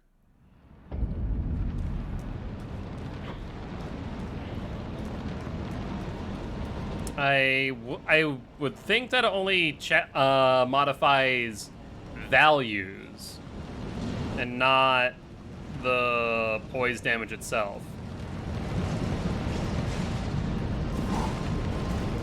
Now, you could try with the cracked tier, the one that does more poise damage.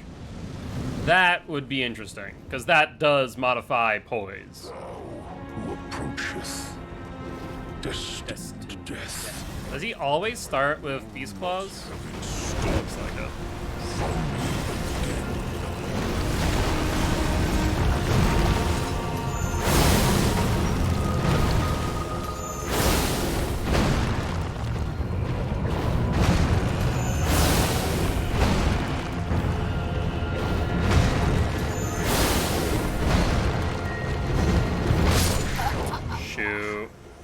I thought I was closer to the edge than I was. That was stupid of me. Yeah, just me being dumb.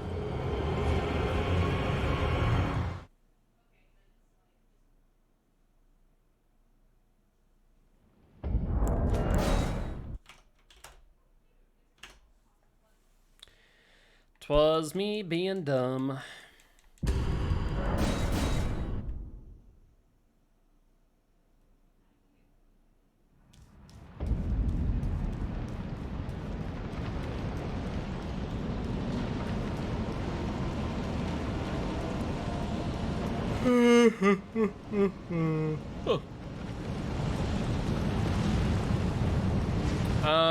Draconic Tree Sentinel. That Draconic Tree Sentinel. No breath, so a double roll. Thou who approacheth destined death, I will not have it stolen from me.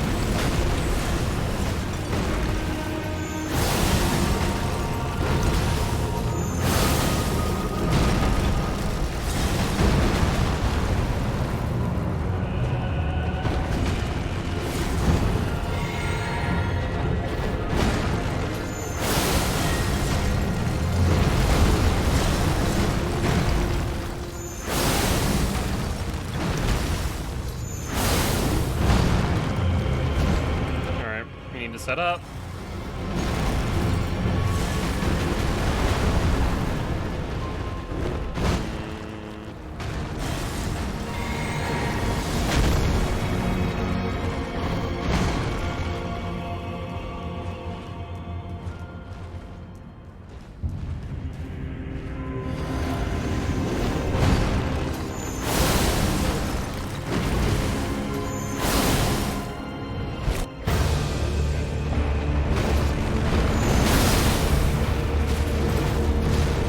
Might not be a poise break.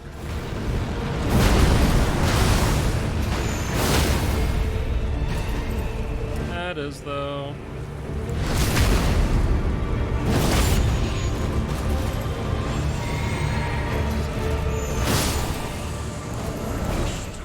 Okay. Talisman, also Katana staggering full bull goats is just a bit much. Yeah, just a little. Just a little. It is something. Okay. I think we're good for Malakath. Let's go Gideon. And I think I'm only gonna go... Actually, no. We should practice Gideon a few times. He can be a little bit varied. He can be a little bit varied. Starlight Shard. Physic. Come here, you sack of spuds. I knew you'd come to stand before the Elden Ring. No. Become Elden. Just die already. What a sad state of affairs. I commend your spirit, but alas, none shall take the throne. No. Yeah. Gideon the all-knowing. Don't know crap. You're not bothering at all. It's actually been interesting hearing about your hearing about the updates. It is actually intriguing. The only thing is, like, I saw Seki get the meteor ore, and this seems like such a pain in the butt to do, and so that's why I'm like not entirely sold. But yeah, you have fun with that. You have fun with that. To stand before the Elden Ring, to become Lord. What a sad state of affairs. I commend your spirit, but alas, none shall take the throne. Queen Marquez has hopes for us, that we continue to struggle unto eternity. That could have gone poorly. Not gonna lie. That could have gone really poorly since he got the sip off. If he would have gotten the carrying failings up, I would have just been SOL. Point blank statement. I would have been done for. The big problem wasn't my FP, I realized, my freaking stamina. Realized that after the fact. I knew you'd come to stand before the Elden Ring, to become Elden Lord. What a Why is that only 15? I commend your spirit, but alas, none shall take the throne. Has high hopes for us, that we continue to struggle unto eternity.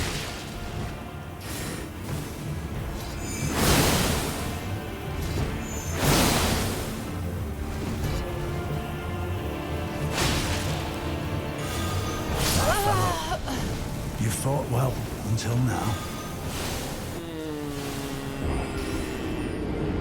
That's punishing. I even recovered for all intent purpose. And then it just fell apart. Do I want to do one more Gideon? Sure, I'll do one more Gideon. The biggest thing is just stopping him from frickin' using that flask. If we can stop him from doing that, we're fine, but we just run out of frickin' stamina. Like, I wonder if I need to grab a frickin', was it a fermented turtleneck? I think I might need to look into that, potentially. I knew you'd come to stand before the Elden Ring, to become Elden Lord. What a sad state of affairs. I commend your spirit, but alas, none shall take the throne. Queen Marquez helps for us, that we continue to struggle unto eternity. Nope.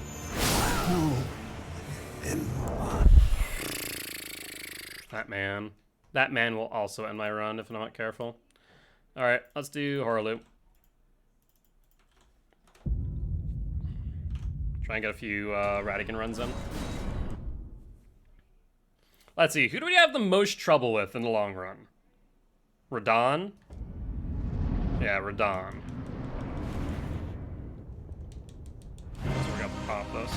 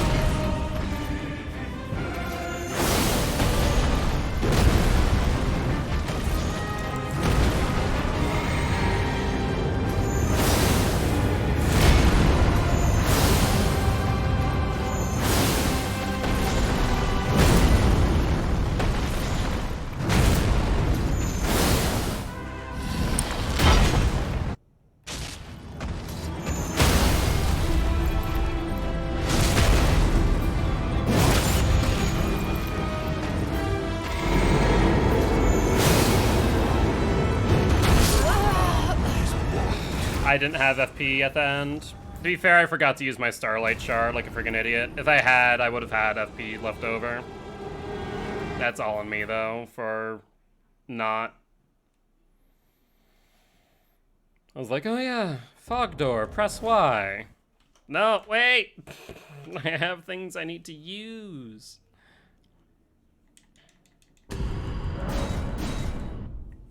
We'll do Harlu until 45, and then we'll go Radigan Elden Beast until the end.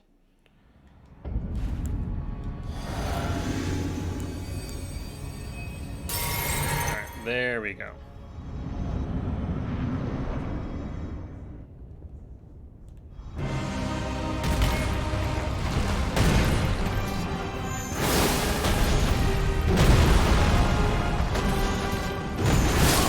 Nope, I knew exactly what I did wrong, and I moonveiled early. I got greedy, I moonveiled early.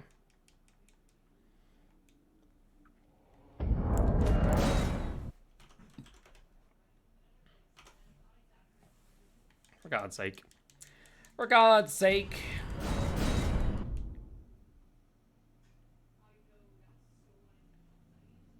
Also, like I said, I think I did it again. I did it again. I did it again.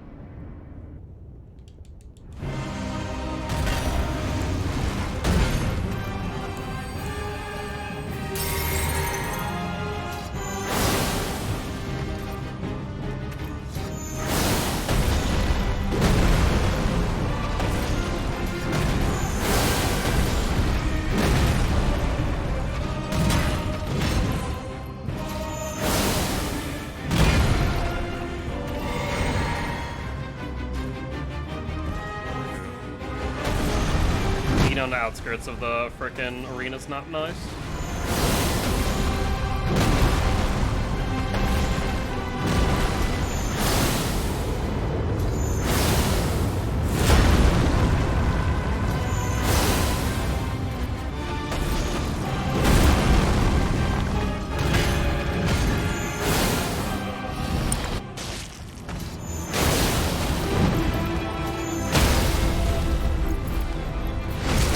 Yeah, we were late on the boys' break, but we're fine.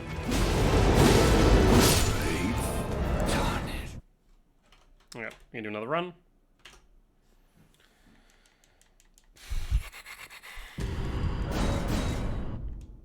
Yeah, so Radon. Who else gave us a lot of trouble? It's mainly Radon, wasn't it?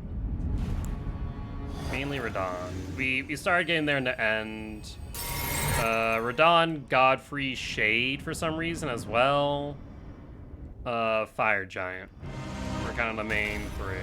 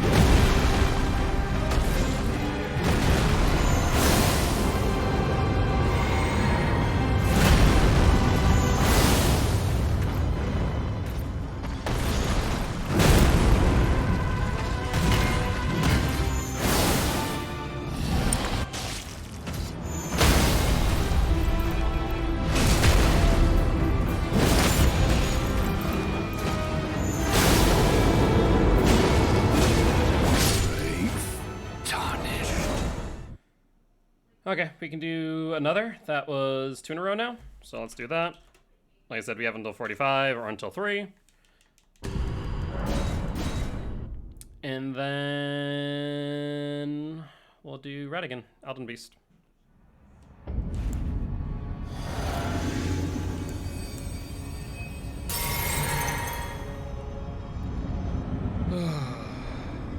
At least we're getting more and more consistent with the bosses.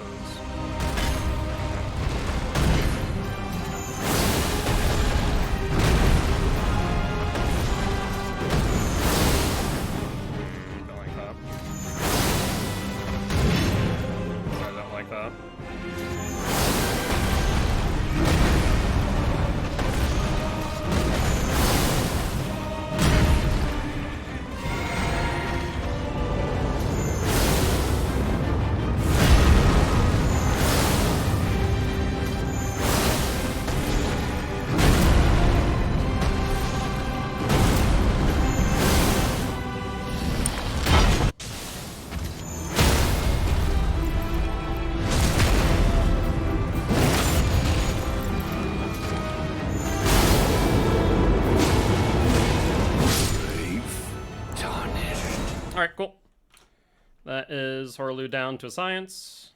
And now it's time for Elden Beast. So who did we not do 3 times in a row? Fire Giant we didn't do 3 times in a row. Radon we didn't do 3 times in a row. So those are the two problem bosses that we're having right now. Okay. I'd have to just... No, we did Radon 3 times in a row, but it took us a while. It was mainly Fire Giant. Fire Giant's definitely an issue.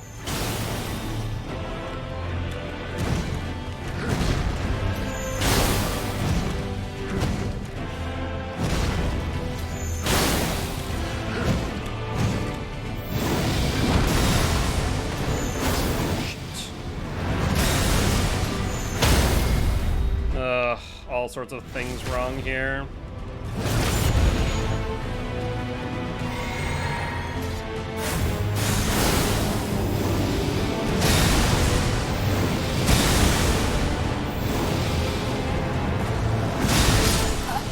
So we can't roll through that one, it looks like. Do we need to jump it? The third hit on the Rune Slam. The Great Rune Slam. Is that... I don't think I can roll it. As strange as that sounds. I think I either need to jump it or just get out of range. And I don't know the answer, unfortunately. But we messed up. We weren't able to get the 4th, even though we had the timing for the 4th ready, and I just wasn't able to do it in time.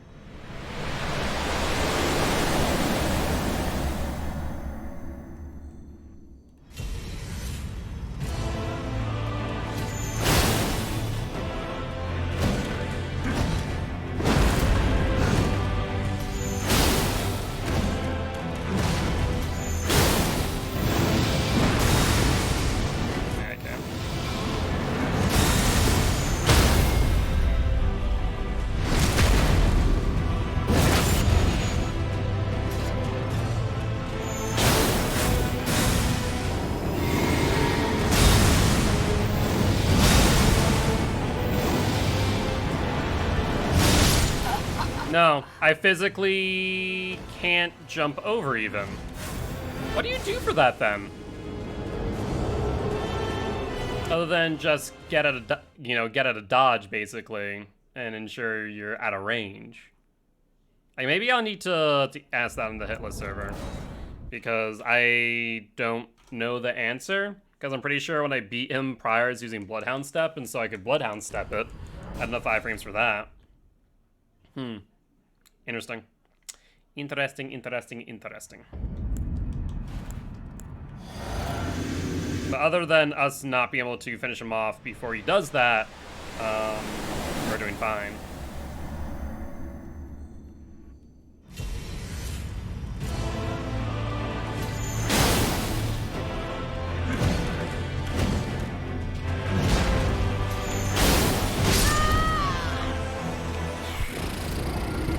Doesn't always do that there, that 4th part of the combo. Normally it's 3, and that's why I went for the Moonveil and I paid for it.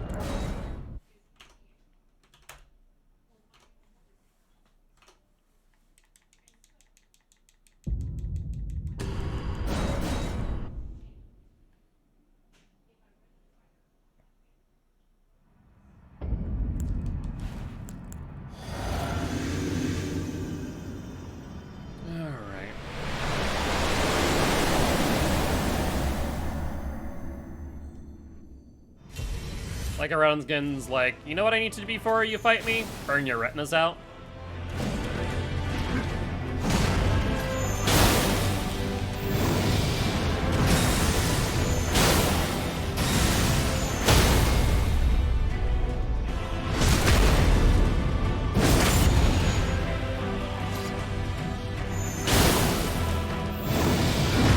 That was early. Shoot! I need to wait until he stands up fully to do Moonveil, roll back, jump. It has really good timing. I guess I just did it early. I thought it was on time. Frick. I guess that's the first time this run that I practiced that, so you know what? I'm not gonna be too upset. That was a lot better since they did the Golden Wave attack. The Golden Wave attack allows me to punish 2 times, and that usually is right what I need for a setup. 10 more minutes of practicing Radon and Elden Beast.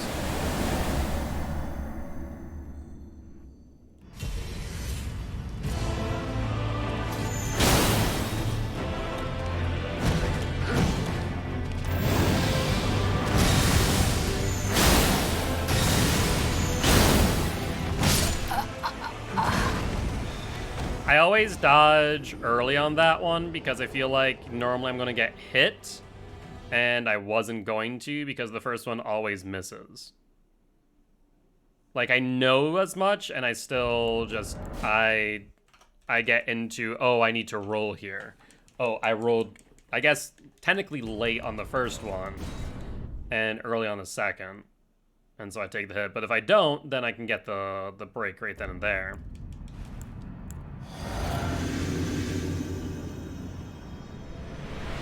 Alright, let's go again. 9 minutes.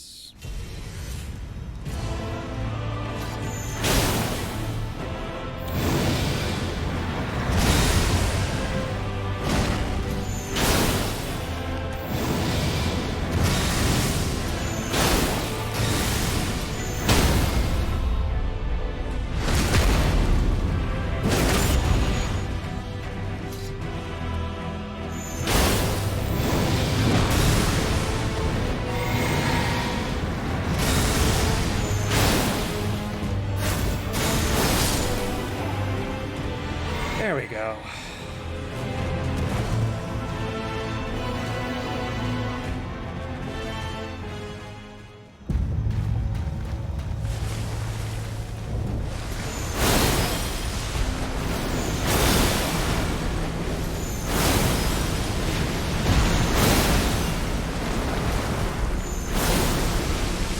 Shoot, I messed up.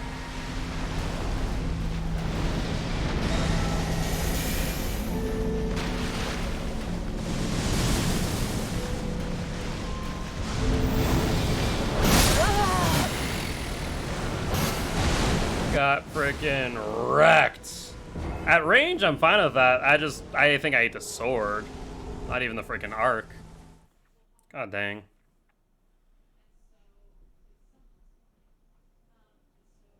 I need to find a good way to ensure the stagger. I always get like close and then I botch it.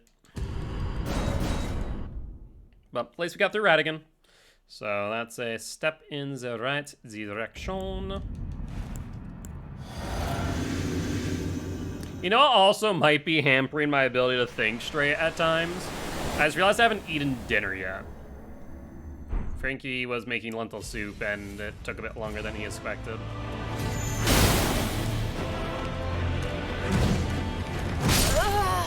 Early, I saw it and I just botched it. Oh, that'd have been such good setup too if he would have. That'd have been before. God dang.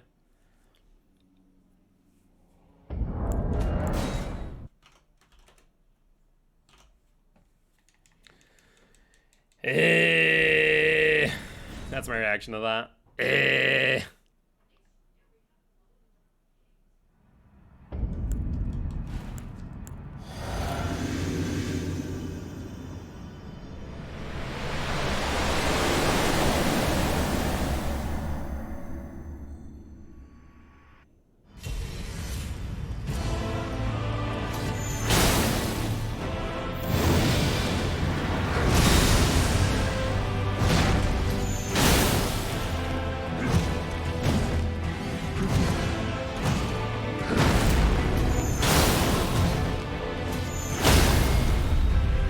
That was a mess. Like, point blank statement, that was a mess.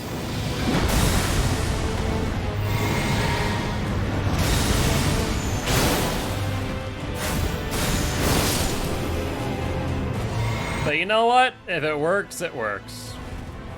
That's all I'm gonna say to that. If it works, it works.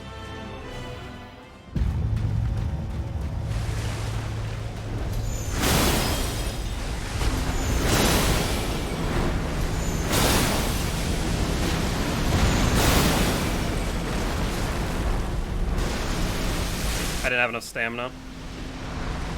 That's so botched. What are you doing, your friend?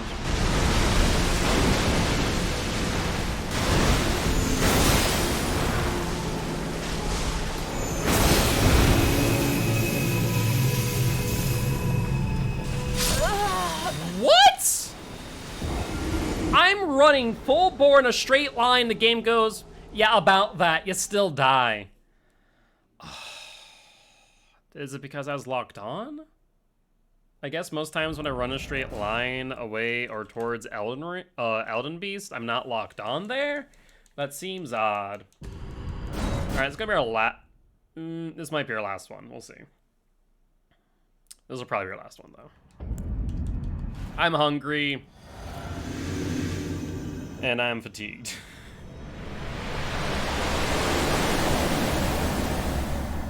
Alright.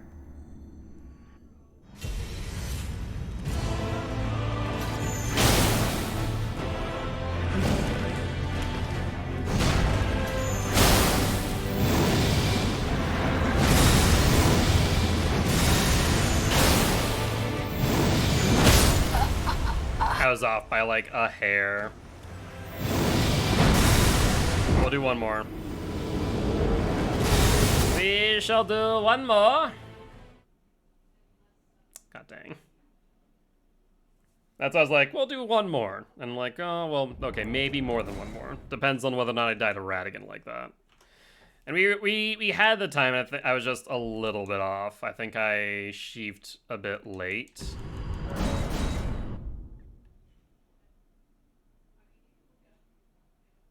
Or primed my weapon art, rather.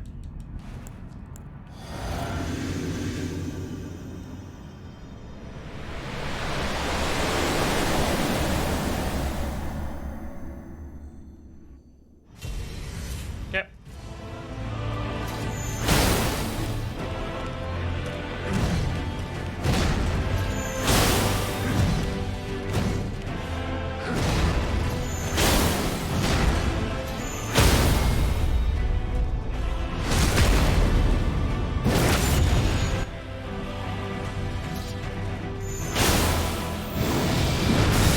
I fully recognize that I almost did that. Oh, I didn't. Oh, that's unfortunate.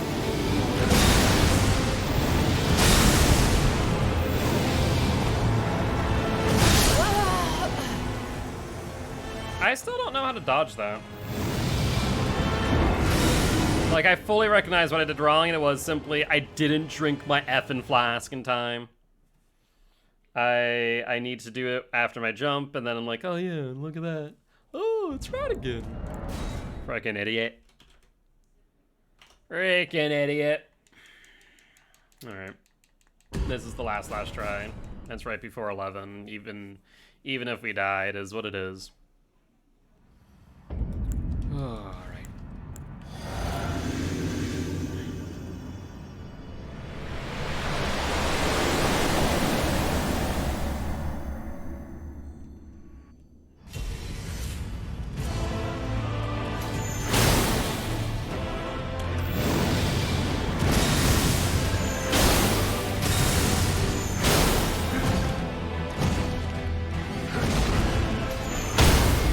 Not.